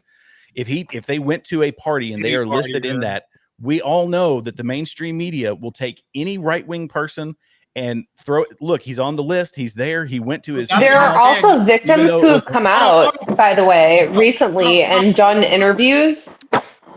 Hold on, but then you got to admit that now we're getting into the Republican Democrat side, which in my opinion, I don't think when it regards to the Epstein list, I don't think that really matters because I think both sides play parts when it comes to the Epstein list. And for example, I'm agreeing with you. Not you, Snotface. I'm talking to Jared. I'm talking as far as when it comes to both sides, Republican and Democrat. Yes, if the Democrats would have the chance to exploit Trump, if there were no other Democrats that had public, notoriety on the Trump list, yes, they would have definitely released that list. Same for the right. There were no people on the right on that list. They definitely would have released that list. But here's the thing, dude. We gotta remember. Are you guys familiar with Howard Lutnick or Lutnick, whatever his name is? I know that name. So my thing is this: every time Donald Trump is basically asked about Jeffrey Epstein, or every time Epstein is brought up, Lutnick is always there. He's his shadow. When I say shadow, he is his shadow. Every time Jeffrey Epstein gets brought up when it comes to Donald Trump, Lutnick is right next to him. And my thing is, Lutnick was actually Jeffrey Epstein's neighbor. He was Jeffrey Epstein's neighbor, guys. And my thing is that I'm not saying that's a coincidence. I'm not shady at all. Not trying to be a conspiracy theorist, Snotface. Okay, we're not conspiracy theorists here. But my thing is like, we have to take into consideration people are spiteful in politics. I mean, it's politics. Let's just be honest here. So if they had the chance to release the list, knowing that there are no Republicans on that list, and then let's be honest, Trump ran on, I'm going to release the Epstein files. I'm going to release the MLK files. I'm going to release the J files. You know what I'm saying? Not saying that was my main top 3 concern. I'm not going to be honest with you. When it comes to the border, the economy, and foreign affairs, I didn't give a fuck about the Epstein list, guys. I mean, foreign affairs, I don't want majority of my money going to Ukraine and Israel and Gaza. Joe Biden was sending money to Israel and Gaza. So basically, you're funding both sides of the war because everybody knows that Hamas runs Gaza. They've been elected in 2001. Actually, Benjamin Netanyahu funded Hamas. But everybody wants to say, I believe Andy on the last panel. And you thought I was going to get you canceled for saying he who must not be named? Like, really? You thought I was going to get this stream taken off? And you're talking about Israel? Hamas is funded. Hamas is funded mostly by Qatar and Saudi Arabia, or Iran, Qatar, Saudi Arabia. Of course, but we can't forget that Benjamin Netanyahu did fund Hamas. Okay, I don't care if it was a penny. He did, So my thing is this: we got to take into consideration foreign affairs. He took away their defense the day before October 7th. It's not just Israel, guys. Okay, it's also the Middle East. We have influence when it comes to the Middle East. But my thing is this: other than China, I think Israel definitely have number one influence on our government, but definitely China is neck and neck when it comes to that. I mean, they have land in our country, for crying out loud. So if that's not black, I don't know what is. You see what I'm saying? So I do definitely have critiques of Donald Trump, but am I going to take away what he's doing in the city of Chicago, sending troops, trying to save lives? Hell no, I'm never going to do that. I'm never going to take that away from J.D. Vance or anybody who's trying to help out these crime-infested liberal cities when it comes to murder, property damage, and things of sort. You see what I'm saying? But I'm not going to sit up here and say, oh, Donald Trump was right about everything. Like, no, I'm never going to say that. No, that would make us sycophants, and that would make us part of the opposite party, by the way, who just goes along with an ideology. We don't do that. Just think about the alternative. What would have happened if Sweet Yams would have found a way to get 4 million extra votes? The border would have not been closed. We would have had 30 more million people here. It would have been brutal. So yes, he has 3 years left, and hopefully JD can get in, and hopefully JD is not what we think we is Israel's best friend and giving all our stuff away. But yeah, the alternative was terrible. The alternative would have been terrible. Right. So let's consider that. Like, I mean, I know Trump isn't perfect. He's doing what I voted for. This is what I voted for. Jared, yes. Jared, do you have any last remarks on that before we move on to this clip? No, I mean, we can move on. I could honestly probably spend a couple hours just talking about this stuff. That's what I voted for. That's all I know. America first, baby. I'm not looking at the comments right now, but I'm not looking at the comments right now. I know what people are saying. And yeah, I could never go through what we went through in 2020 to 2024 again, bro. I wouldn't care the 12-foot backward walking giraffe against Kamala Harris wouldn't do it. I would not want. I don't want to vote to bring people in that don't speak the language in my community, and she wanted to do it. She was the borders are and let 2 million people in here that Trump is trying to get out. That's what's crazy. We're fighting the battle that they produced. Yeah, that's what's crazy. We're fighting all the things that Donald Trump is fighting now is all the shit they did. Well, none of this was a problem 8 years ago.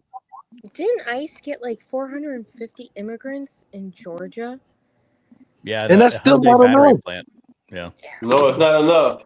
It's not enough. They all got to get their ass up out of here because it's going to ruin it's going to ruin the future for my kids. Think about it like this: in 20 years, my son is 6. Well, he'll be 6 in a couple months, and he's going to have to literally learn Spanish to live in a country where it's English people, like English speaking troops. Like it's amazing. That's what they wanted.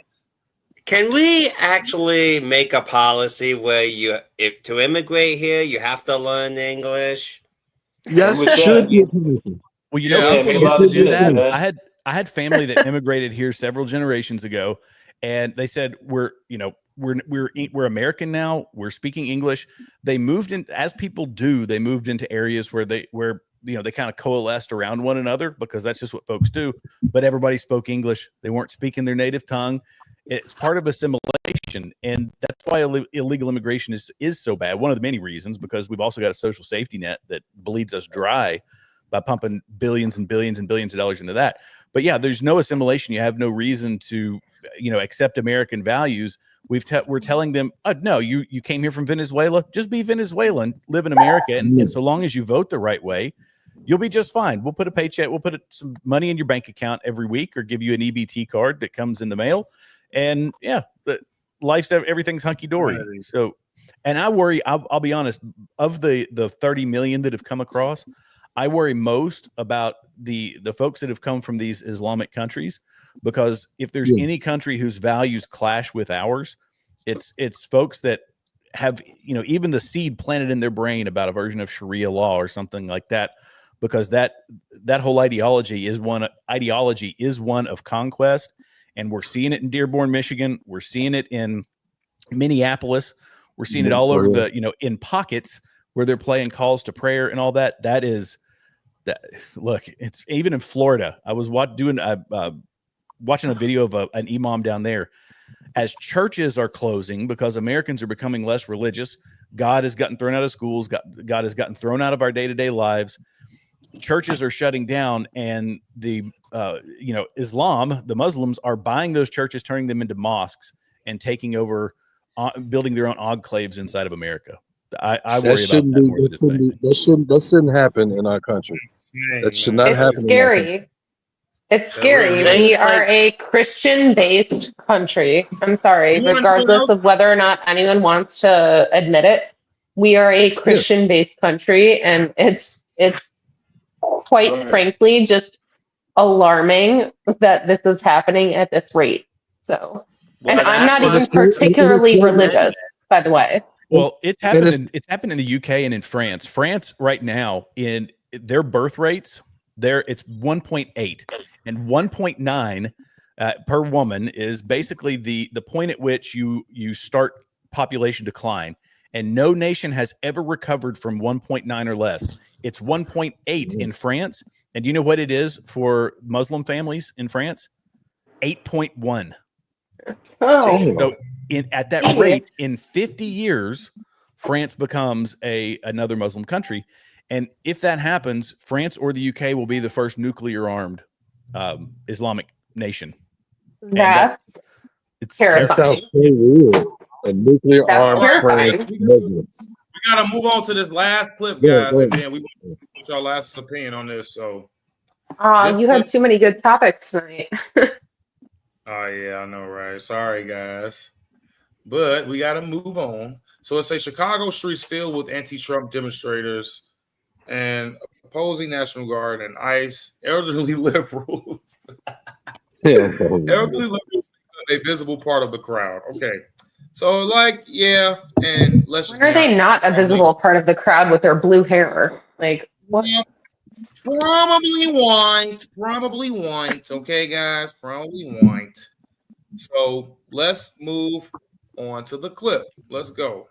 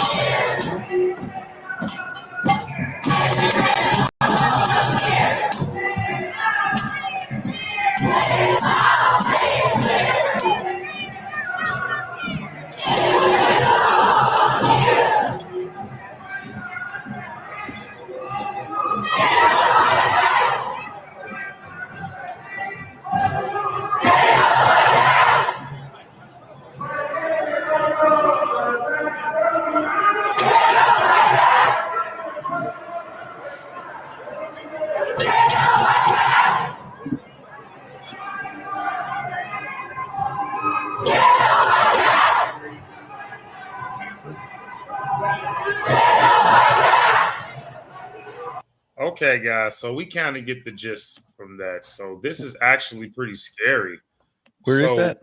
You know, the National Guard cannot I think do it's their supposed to be in job. Chicago, right?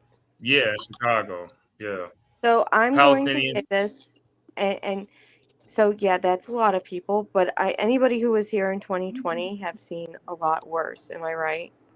Of course. Oh yeah. Man, Madison and Laramie, Roosevelt, man, West all the Side. West Side, the Austin community, basically. I Burnt this mean, down. So how does this so help bring down crime exactly, right? So they're protesting, right? And I just can't really come across the it gist doesn't. of these liberals doing the protests. So what do liberals get out of this exactly? I'm confused here. They make noise and they show off their colorful hair. I think it's a mental illness. That's what it I is. think they're trying to do. They When you feel talk good to about them, start themselves. yelling. I think They they literally just feel participate. good about themselves. They're virtue signaling. That's all of these protests are. They're virtue signaling. Like, Yeah, but it's I, such a waste of time. yeah, I, Sorry. Like, I literally They're like, think yeah. those look are. at I me. literally You think can't have those a are normal the. conversation with them. They start yelling at you. You have a normal conversation with them. They're not normal. They mentally challenged for real. They I are think these are mentally yeah. literally. Demons. They're I like think these are demons. literally. I think these are literally the racist white people that people talk about, and it's not the so-called Trump supporters with lifted F-150s with flags on their thing. These are the racist people that will fight against saving your black life in the street. This don't make no damn sense. This is worse than the Tesla rise. This is worse than George Floyd. You're protesting not to save people's lives. Pretty send-off. Think about this. Like, say it out loud to make it make sense in your head. You're protesting not to save black people's lives, but you always talk about saving black people's lives. Isn't They're that what so the whole stupid. defund the police protest is about? Right. They Like, want to defund the police to isn't that save the black entire people. point of the defund the police protest? Is that we don't want to save black people's lives, but we're virtue signaling to save black people's lives because so many black people get killed by the police every year, like quote unquote. Like it doesn't make sense to me. It's a mind screw. I mean, they're the doing same this thing. on The same purpose. thing with the border.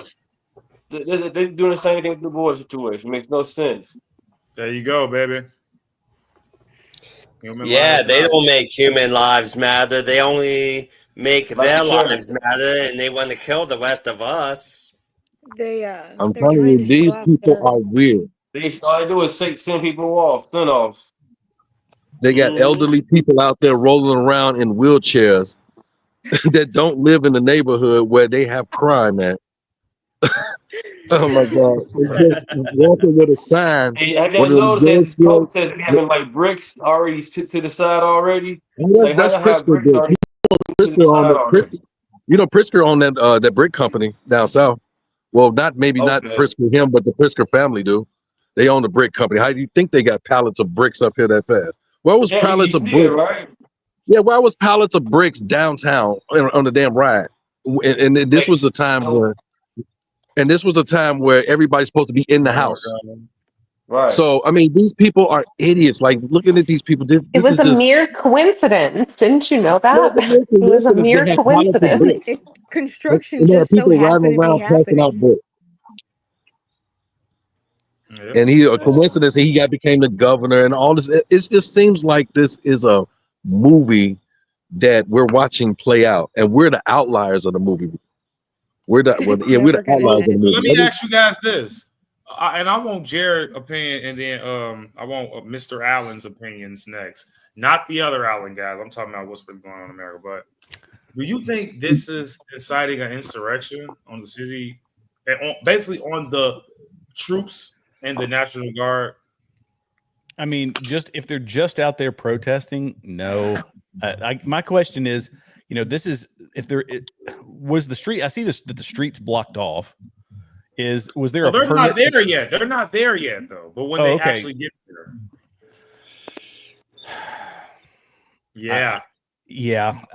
well, you're talking about once the National Guard is there, if they come out and actually once block they get there, and they still have this big, huge crowd, talking about they're not welcome here and this, that, and the third. So do you think?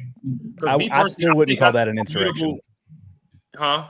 I still wouldn't call that an insurrection. I think after January 6th, everybody kind of lightened what it meant to be an insurrection. That's a violent overthrow of the federal government. And if you are doing it in an isolated place, if it spreads, you could probably then say if it's one consolidated movement. Is the National Guard the federal government? No, the National Guard is now they're federalizing them.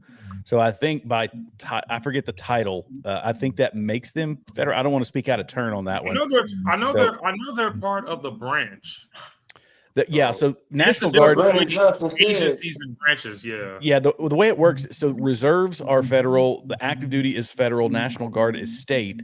But in times of like national emergencies and all that, they can federalize. It's still a state entity. They're still paid by the state. Whoa, okay, so that's interesting. So it comes under the control of the president through basically the chain of command includes the president, but they are still considered a state entity. And it actually gets fairly complicated, and I don't want to misspeak. So if anybody in the chat is a National Guardsman, they might be able to clarify that. But they're also going to take their orders from the president. That kind of makes it wishy-washy. Now, if the 82nd Airborne was sent in there, and they start throwing rocks and fighting against it, you could probably make a case. They're pulling rank at that point. Yeah, National Guard started in Illinois, the 1738, I believe. The National Guard started in Illinois as well. Yeah. Well, the National Guard's all a state entity, and without getting boring about it, even to leave that National Guard in a state, you have to go to the first general officer, which is be a 1-star general in your chain of command, to get permission to leave. So if you leave Chicago and you move to Nashville, well, you still have to go back to Illinois to do your drill on the weekends, because that's your, you know, that's still who you're assigned to. Basically, you're still assigned. My thing is this, Brandon. My thing is this, Brandon Johnson. Brandon Johnson had actually said, you know what I'm saying, go out there and resist against ICE and National Guard. Brandon Johnson and JB said this. Well, I They think they're actually, trying to me, are inciting insurrection. I believe they are inciting insurrection. Both Brandon Johnson and the mayor, and the governor. Yeah, I guess So I would have let to me look go at to, case by case. I mean, I want the word insurrection to be like really what it is. You know what I mean? Because right, it got the misused literal against. term of it, Yeah, it got misused against Well, us, and it's well, a Trump said violent go riot. peacefully. Trump said go peacefully. They actually, Yeah. they actually saying resist. He said right. go Jasmine peacefully. Crockett That's said, all I'm knock him saying. upside the head. Somebody just need to knock Trump upside his head. I think that's inciting. I think that's insinuating violence, correct? I think it's incitement. That's I what think I'm that's saying. Yeah. So my It's thing is, absolutely inciting violence, and I do want to agree with somebody needs what to Jared take out said, by the Elon way. Musk. Somebody needs to take out Elon Musk. Somebody needs to take out Trump. I mean, these are kind of just code words for somebody needs to just hurt this man. See what Well, I I'm do saying? want to agree with what Jared said about like the National Guard and then working for the Army, like, or any other military branch. Sorry, not just the Army, because my husband is a National Guardsman, but he also Right. does work for the Okay. DoD, which I guess is now the Department of War. Yeah. Man, hey, Hilarious. Mitch, you gotta shed some hairs, my dude. What are you doing? Oh, he now. This dude wants your I'm not gonna lie. I'm gonna find it very, very funny. His first paycheck that comes in from the Department of War. I'm gonna laugh about that. But anyways, no, there is a complete difference, because if we did move away and my husband still had a contract with the National Guard in this state, he would still have to come back every weekend for his drill. Like, he would still have to do that. So there's a complete difference between guardsmen and the overall like normal military that we all think of, that most people don't realize. And most people don't realize that those guardsmen actually do get mobilized for things in their state that have nothing to do with war or like crime at all. Because in my husband's first 2 years, I think I told you guys this, he got mobilized. He was a mechanic and he had to go fix the Illinois state's plows because their mechanics were too incompetent to do it. So he had to do it for them. So, like, guardsmen get deployed for different things all the time. And it's not necessarily a bad or like a violent thing. So I feel like people need to remember that guardsmen are here to actually help you. Mm-hmm. And they do this like willingly. Well, I think people need to remember Hey, too, Alan, did when you change your guardsmen. name? Yeah, I changed it to my other part of my business, which is auditing churches, and you can check that out on my YouTube channel, my other YouTube channel. Cool, go audit the Church of Bless you. Scientology. Bless you. But Sorry, many, but going back to all this, our churches are preaching that you can live as sinners and be okay with God. So people, exercise sin, and in the world sees it, and they're like, "Oh, I'm not doing anything different than them," and it's like no one. It's like not too many people want to live holy lives anymore, and this So is can I where. ask you guys? Can I ask you guys something, and we can end on this note because I think we passed the 2-hour mark. Wait, who just left? Somebody just leave. I think that was what's her name? Nicole, but I think she'll come back. Yeah. But do you guys think that the Israelis there and Israel that's there right now with the state, do you guys think that they're the Israel that they're referring to in the Bible? I know it's off. Not a I know chance. it's off guard. I know it's off Not a topic. chance. Wow, that's a deep topic. I'm doing actually a really deep biblical. Let me deep grab my dive Bible. on all of that. So Let me grab my Bible. Israel means Isis, Ra, and Elohim. It's names of three gods, not a place. So, guys, I actually got a verse here that I always keep. I don't know if you guys can see that. It says Revelations 3-7 and Revelations 2-7. Do you guys want me to pull this up? Pull it up. You can. In fact, I could right now, actually. What was it? Revelation 3-7, 2-7, King James which chapter? Version. Which chapter? Chapter 3? Yep. Revelation chapter 3-7 and chapter hold on. Well, is it 3 verse? Which verse? Yeah, 3 verse 7. 3 verse 7. And 2 verse 7 as well. Oh, 2. 3 and 2. It's 2 of them. 3 and 2. Okay. I mean, I can basically what I've we can read the verse first. Revelation. I always prefer to learn, so teach me something. Okay. I'll let you guys look. Yeah. Shut what he opens, what he shuts, no one can open. Oh, okay. Now I know what you see that? You see that? Let me get my Bible up. Yeah, the church in Philadelphia. Is that what you're talking about? Hang on. I don't have mine. Mine. Oh, it's still in my den. I'm getting it. Sorry, I gotta. It's not face. You are more than welcome to contact me and tell me whatever church you want me to audit.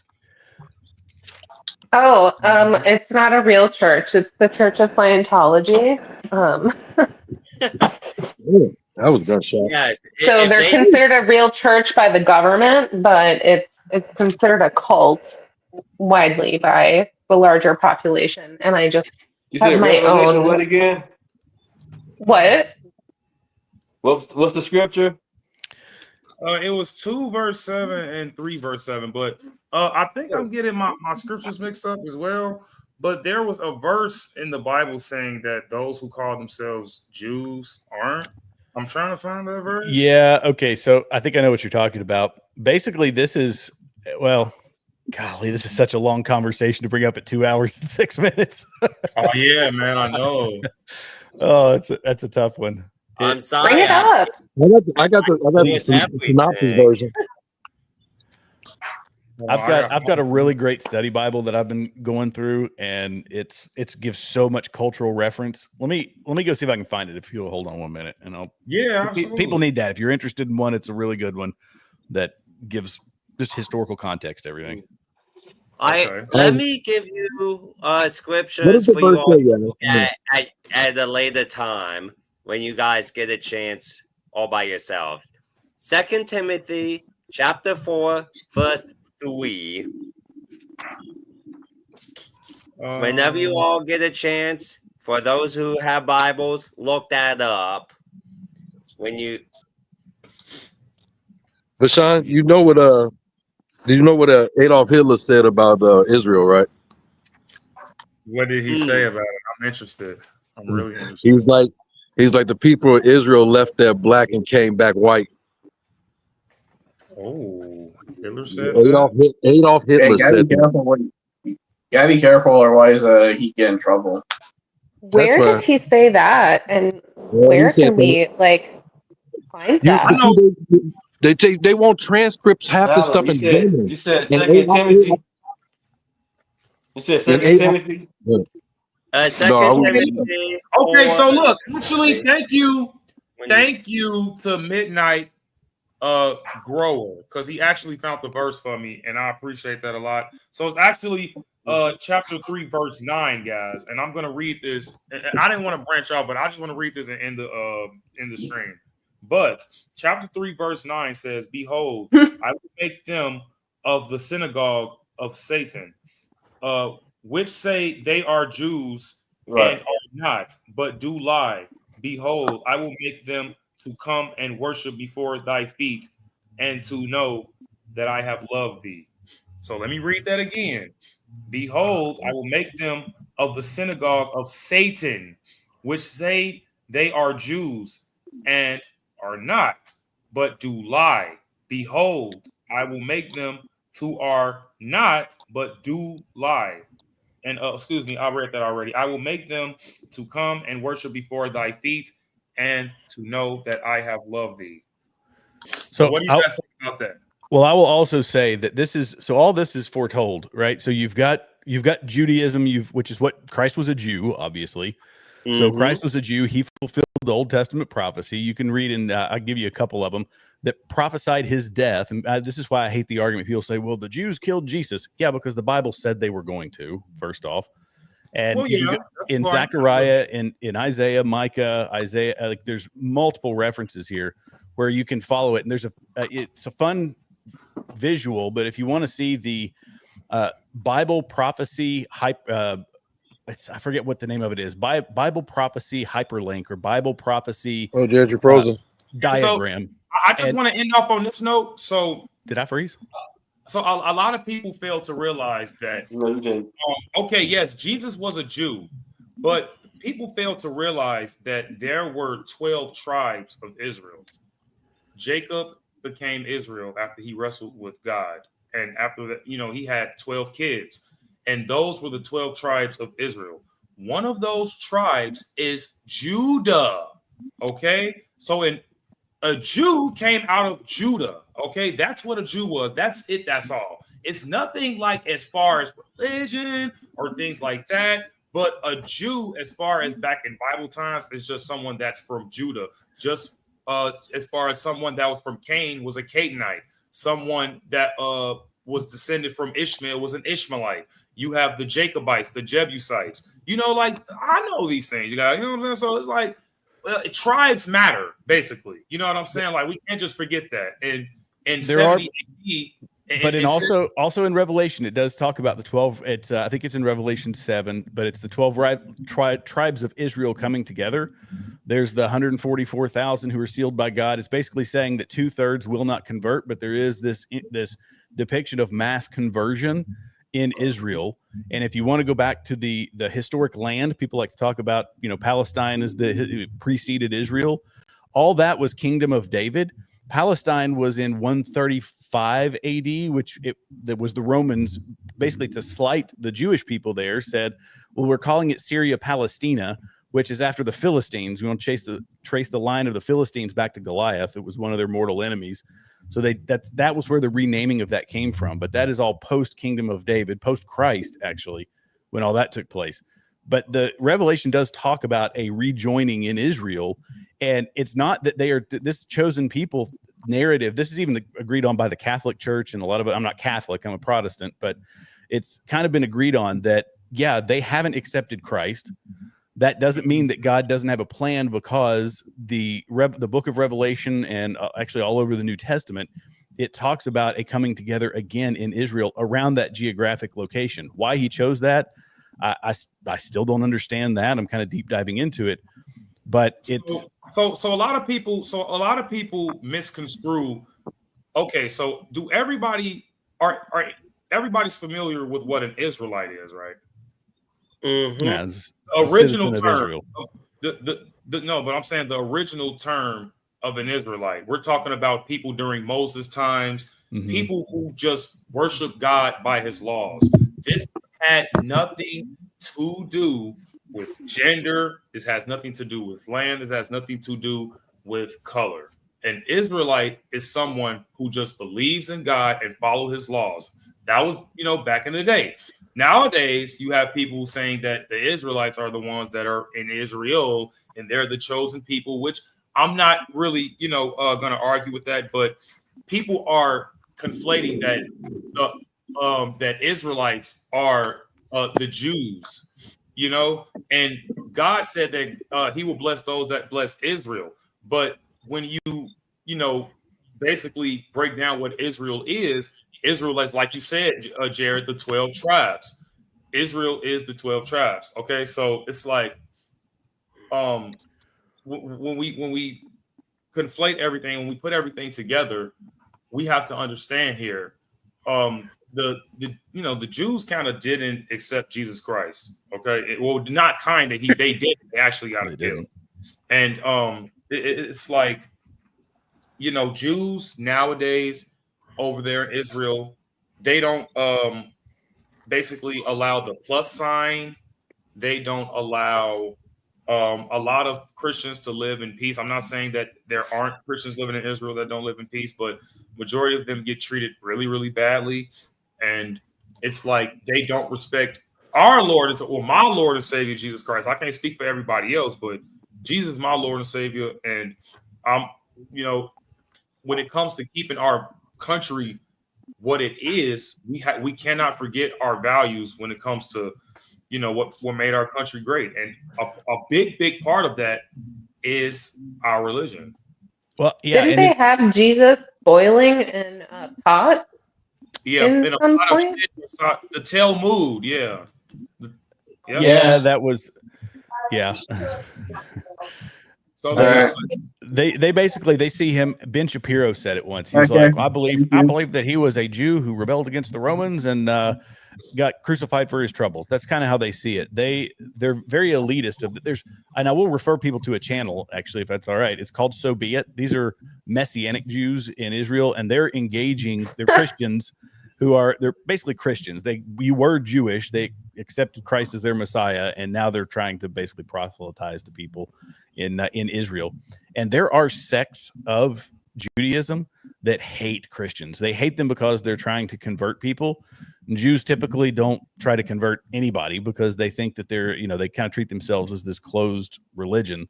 And that in and of itself is historic with them. Like they're always a historic. I've been reading back through history how the Catholic Church has dealt with them, how other organizations have dealt with them, and this is kind of their thing. Even here in America, Cotton Mather talked about them as like, oh, they're these stubborn people who just haven't accepted Christ, but recognizing that Christ was in the lineage of these people. Christ was considered a Jew, basically.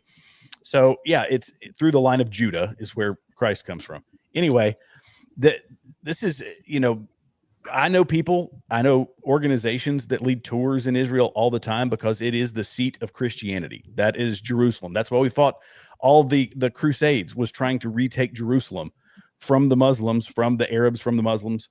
Like, this is land that we really cared about. And we're in a situation now where, Israelis or Jews, however you want to label them, but the Jewish people are living on it now. And when people say, I watched Andrew Wilson say, well, just turn it back over. Like, why did we put them there so they'd be safe? They're obviously not safe. Let them go somewhere else. And I think that's a silly argument because Israel sitting on all the things that as a Christian are historically significant. Would I rather it be them, or would I rather it be Hamas, who would set plastic explosives on them and blow them to smithereens? Do I believe that we should always support Israel? No, because they are fallen people just like we are. But I don't know. It's such a deep conversation, and this is another one I could probably talk for hours on. I don't think we should always support anyone, but I think that there is great reason to be skeptical of Israel in general. I believe so too, because who are these people? Are they technically Khazarians? Well, you're also talking about people who, since the first and second century, have been pulled out of their land. They've been booted in and out of like 20 or 30 countries around the world. So when people always say, well, they've got a lot of European blood in them, yeah, because they were living in Europe for a really long time. They didn't have an Israel. There was no place for them to go. So then, I guess I'm just confused. Then why is Israel a country then? If it wasn't a country before and they didn't have an actual place, then you know what I mean? I feel like that's what people are. But just like the Ottoman Empire, right? A political end. The Ottoman Empire, when the Ottoman Empire ended, that's when the Middle East got split up. So we decided where all these countries were going to be. We didn't really care about ethnicity, nationality, but all that got divvied out. After World War II, through political means, they retook this piece of land that was theirs for a very long time and said, well, this is our homeland. And oh, by the way, it just happens to be the place for us where Christ lived, was crucified, rose again.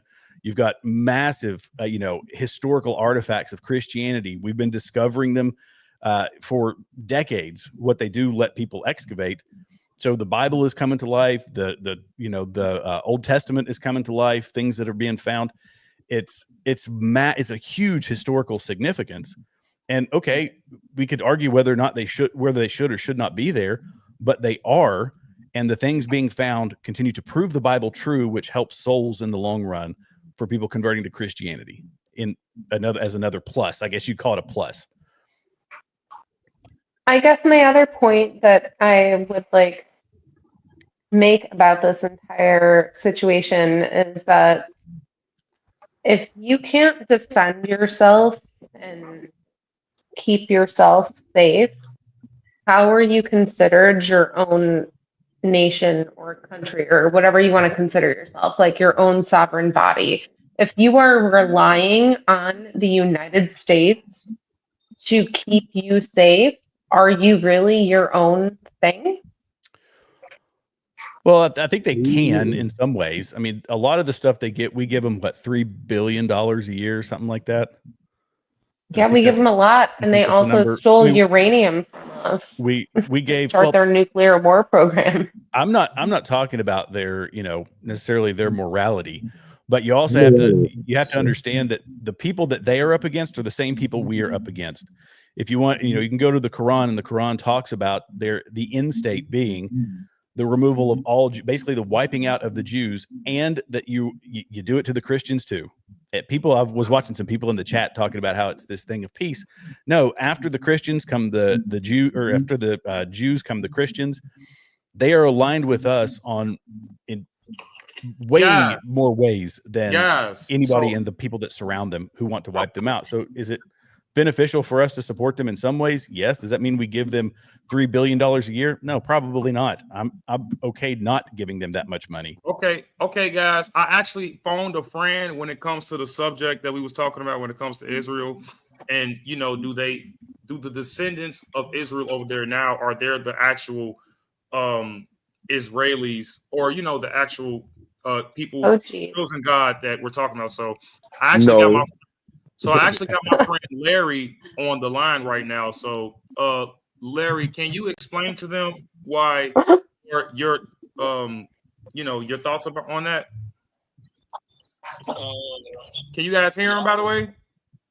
Yeah, slightly. Yeah, I always try to, when people talk about the Jews that's over there now, I always try to take them back into, if you know anything about the history, what happened in 70 AD when the Edomians came in, the Romans, when they came in and built that fence. I think you can read it in Luke 21:24. When the temple was destroyed, the second time the temple was destroyed, right? In Luke 19, 40 through 45. Uh-huh. And then what happened was, excuse me, I got a little cold. The last 3 tribes I was left, I think it was, when they went back, they couldn't rebuild Jerusalem for 70 years after they got captured, and went with the Babylonians.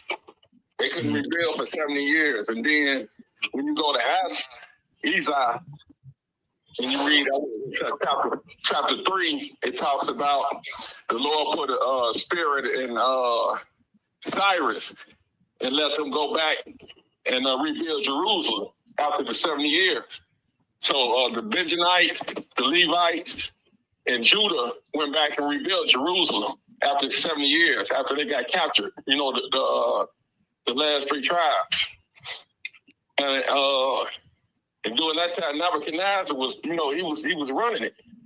And, once he spread it out, and he went to go be emperor somewhere, and he left that title to Titus.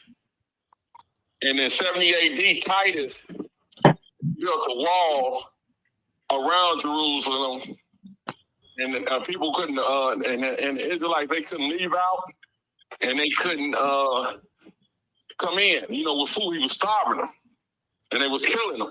Actually, that's what when people talk about the Christ, the cross, when Jesus died on the cross, during that time, there was 500 people a day getting killed on that cross. Right. That's why we don't wear our cross on our neck, because you know it represents like like a death. You know what I'm saying? So we don't wear our cross. You know, because 500 people a day was getting crucified on that cross. So anyway, they built a wall. You can read that in, like I said, in Luke 19, 41 through 40. But actually, the Lord warned the Israelites what was going to happen. They had time to leave, but they ignored the warning. And then when Titus built that wall with the Romans, and the people couldn't come in and out with food, they were starving. And then they went to killing them. You know, some ran into Herod Palace, fled to Herod Palace. You know, they got killed and slaughtered and burned. And some went into captivity. You know, and some, the ones that went into captivity, some, you know, fled up to Norfolk to Europe. And then some went south to Africa. That's why when people say, well, blacks come from Africa, no, we didn't come from Africa. We went through Africa. And the Hamites, when we went through Africa, you know, Noah had 3 sons, Ham, Shem, and Japheth. The Hamites was like the Arabs. And they caught you know, people from the 12 tribes, which came out of Shem. You know, of course, Abraham, Isaac, and Jacob, but, you know, Shem, that's his line out of Noah's 3 sons. So we come from Shem, you know, out of Noah's son Shem. So Ham and them, the Hamites, we call them, they was helping when the Gentiles came, and the Hamites helped the Gentiles, you know, capture us. You know, Gentiles couldn't capture some Hamites that was in Africa, you know, Ghana, Ethiopia, you know, places like that, that's still in Africa. They was helping the Gentiles catch us. Okay. Jared, do you want to respond to that? No, he was kind of bouncing around. So I'm aware of the temple being destroyed in 70 AD. I got that part. In 70 AD, that's when the last 3 tribes got wiped out of Jerusalem. So now I'm aware. I mean, I'm aware of that. Esau was there. His people was there. Saying, I don't know what that is. Actually, Esau was helping catching them too. So what happened was, once we got slaughtered and got wiped out of Jerusalem, it wasn't no more Israelites left in there. So what did the Edomians do? What did they turn around? That's why when you look on the map, you don't see anything about Edomians. You can't find it because they changed their name to Judah. Okay, Brother Larry, let him respond to that for a second. Go ahead. Okay. No, so he was kind of bouncing around. So I'm aware of what is that noise? I don't know. I think. Hey, Mitch, can you mute your mic, please? He's muted. Go ahead. Oh, I guess he's muted now. Yeah. So I mean, I'm tracking that. So I'm tracking the lineage from Noah and, you know, of his sons Shem. I got all that. The destruction you kind of bounced around for 70 AD with the second destruction of the temple. But there's no historical record of all the other Jews being wiped out. If I heard you right, that's have to go to the world. That's the world map. It's well, a lot of, no, I get that, but what I'm saying is the whole New Testament is written to Jews to basically say there is, you know, they said there's no Jew and Gentile in the New Testament. This is in, you know, well, it's everywhere, New Testament, but there is no Jew and Gentile. If there's no Jews, then who are they talking to?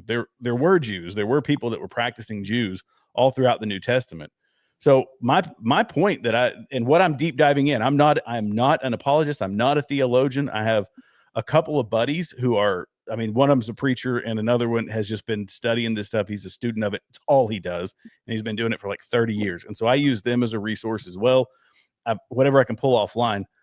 I want to understand some of these arguments are wild. You kind of lost me, no offense, but you lost me when you said we don't wear a cross or, we don't, use the cross. That's a part. Well, 500 people a day, not where Christ was, because there were only 3 people on the cross at the same time as Christ. And one of them condemned him, and the other, he went directly to. That's what I'm telling you. That's why I'm saying you don't really, like you just said, you don't really know your history. So I'm pretty aware of my history. You could talk about Nero. Nero crucified Christians and lined the streets with them. But at the time of Christ, that's not anything biblical that I've ever written or read saying that at the time of Christ there were 500 people also crucified, when the only ones on the hill were Christ and 2 others. I was saying now, during that time, there was 500 people a day throughout the Roman Empire, possibly. Yeah. Yeah. I'm saying not right there with Christ, when Christ, died on the cross. I'm saying during that time, it was like 500 people a day. Well, yeah, I mean, I could imagine it was the worst. It was the lowest of the low to be crucified. That's what they saved for the worst, absolute worst of people. Were there 500 people all across the Roman Empire when Christ? I mean, possibly, yeah. I would imagine that there would be. Jerusalem, yeah. During that time when Titus took over Jerusalem, yeah. Okay, but I mean that.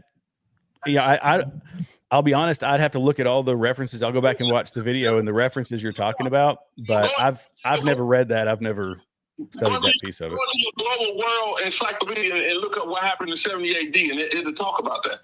70 AD. That was an important time. I know it was important times. That was another biblical prophecy that was fulfilled. When they got wiped out by the Edomians, Esau and them, they was Edomites, Esau and them people. It wasn't no more true Israelites. So they did. They changed their name. That's why you can't read anything about Edomians now. They changed their name from Edomians to what? Jews. And that's how Jews started turning to look like Gentile people. They changed their name. They took the land. They changed their name to Jews. We went into captivity all over down the northern hemisphere. I mean, all over down the hemisphere. That's when we went into slavery. I'll research that. I've never heard that. I know the Bible refers to them as Jews throughout, so I will certainly look at it. But I've never heard of Jew all of a sudden appearing in 70 AD, as opposed to prior to and up through. So yeah. When you go into Luke 19, I think it's 41 to 44. The Lord was letting us know then what was getting ready to happen. Okay, well, you gave him. Hold on. I believe throughout the world. Hold on, brother Larry. So we read about us going into slavery. Right. Okay. So we got some scriptures. I believe if you want to rewatch the clip, Jared, I think you can look those up if you want to. But thanks, Larry, for giving your input on that. I just wanted you to hop in this conversation, man. Vashawn, let me ask him a question, G. Let me ask him something real quick. Go ahead. Can you hear me okay, brother? Go ahead. Like I just told Vashawn what Adolf Hitler said, but Gentiles is considered the white people, the Europeans, and are they considered the Khazarians or the Khazars? And Gentiles are just non-Jews. That's all a Gentile is. Someone who's not a Jew. Okay. Yeah. But when the Khazarians came, the Khazarians followed the Silk Road back into Israel, and they took the land and then like diluted the land of black people or whatever. Now we have Jews everywhere, people that call themselves Jews, which are technically Hebrews, which Hebrew is technically a derogatory word, meaning someone that's crossed over the land. So these people are technically Khazarians, not the real Jews from the Bible. We did just read some scripture, guys. Revelation chapter 3, verse 9. So can I ask him what he thinks about that? Go ahead, right, Jared. Go ahead. And this is the last point that we got. I was talking about the guy on the phone. That's what he's doing. I hung up. I just wanted him to get. No, that's all I was asking him. I already talked to. Okay, no, we can worry about it. Same thing when it comes to $5 Indians. We'll make it separate. Claim to be false. There'll be a $5 separate debate for him and Jared to have. I will tell you that this is one of those things when when it comes to apologetics and all that, which I'm not a skilled apologist by any stretch of the imagination, but apology, you know, when you are making, I think this is another thing, when we're making claims about the Word of God as Christians, this is why I usually back away from this stuff. I can speak in generalities about it, but when I'm talking about information that could lead to the end state of someone's soul, I am super cautious about it, first off. And second off, the Bible says that I'll be judged more harshly if I attempt to teach and I teach the wrong thing. I mean, that's just biblical. Absolutely, yeah. So I'm, you know, if And we that talk is about factual. if we talk about the history, we can talk about all that. That's fine. But ultimately, that's not necessarily going to lead to the saving of somebody's soul. Right. Salvation only comes through Christ. That's it. But it's, I mean, it's complicated. There's a lot of history behind it. And I'd never heard any of what he had said, but I mean, there could be, I don't know. I'll look at it and see. I'll go back and watch it. That's what I'm saying. If you rewatch it, you know what I'm saying? If you want the clip, I'll give it to you guys. But we are at the 2 hour and 30-minute mark, guys. So sadly, we have to end the show there. I appreciate everybody joining the show. And thank you guys for sticking around as long. We talked about a lot of stuff today, guys. Okay, so make sure you share it with your friends. Make sure you guys go check out Jared's channel, Continue Freedom. Make sure you guys go check out Deontay channels, Deontay Ray. Deontay Ray's. Excuse me, that's the tongue twister right there. I know it's my fault. It's all good. Appreciate it. Rant to Ray's podcast show. Make sure you guys check out Mitch and on his social media platforms. Check out Squid. Check out my girl Snotface and my twin. Can I see him again, please? Oh, give me 1 second. He's right here. Yo! Shout out to my twin in the chat room, guys. Okay. Sylvester is your biggest fan. Absolutely, man. Sylvester. Okay. So, guys, I appreciate Sly you guys. is your biggest fan. Thank you, man. Appreciate you. Just remember that. Thank you. Yeah, for sure, guys. I appreciate you guys. And Jared, thanks for the shout out, Jared. Yeah, man. Yeah, thank for sure. you. Yeah, Jared. So it's looking like you becoming really popular, man. You know, so we're gonna have to do a solo. We're gonna have to do a solo show, man. Soon. Let's do it, man. I'm happy to. I'm gonna be on vacation really, really soon, guys. So I'm gonna have like a 5-day break. So I'm just gonna be pushing out all type of content, guys, like a baby. Okay. Good. Enjoy your vacation. I understand. Do you think, man? 100. For sure, guys. But that's the end of the stream, guys. We will see you next time, and we are out of here. Peace out.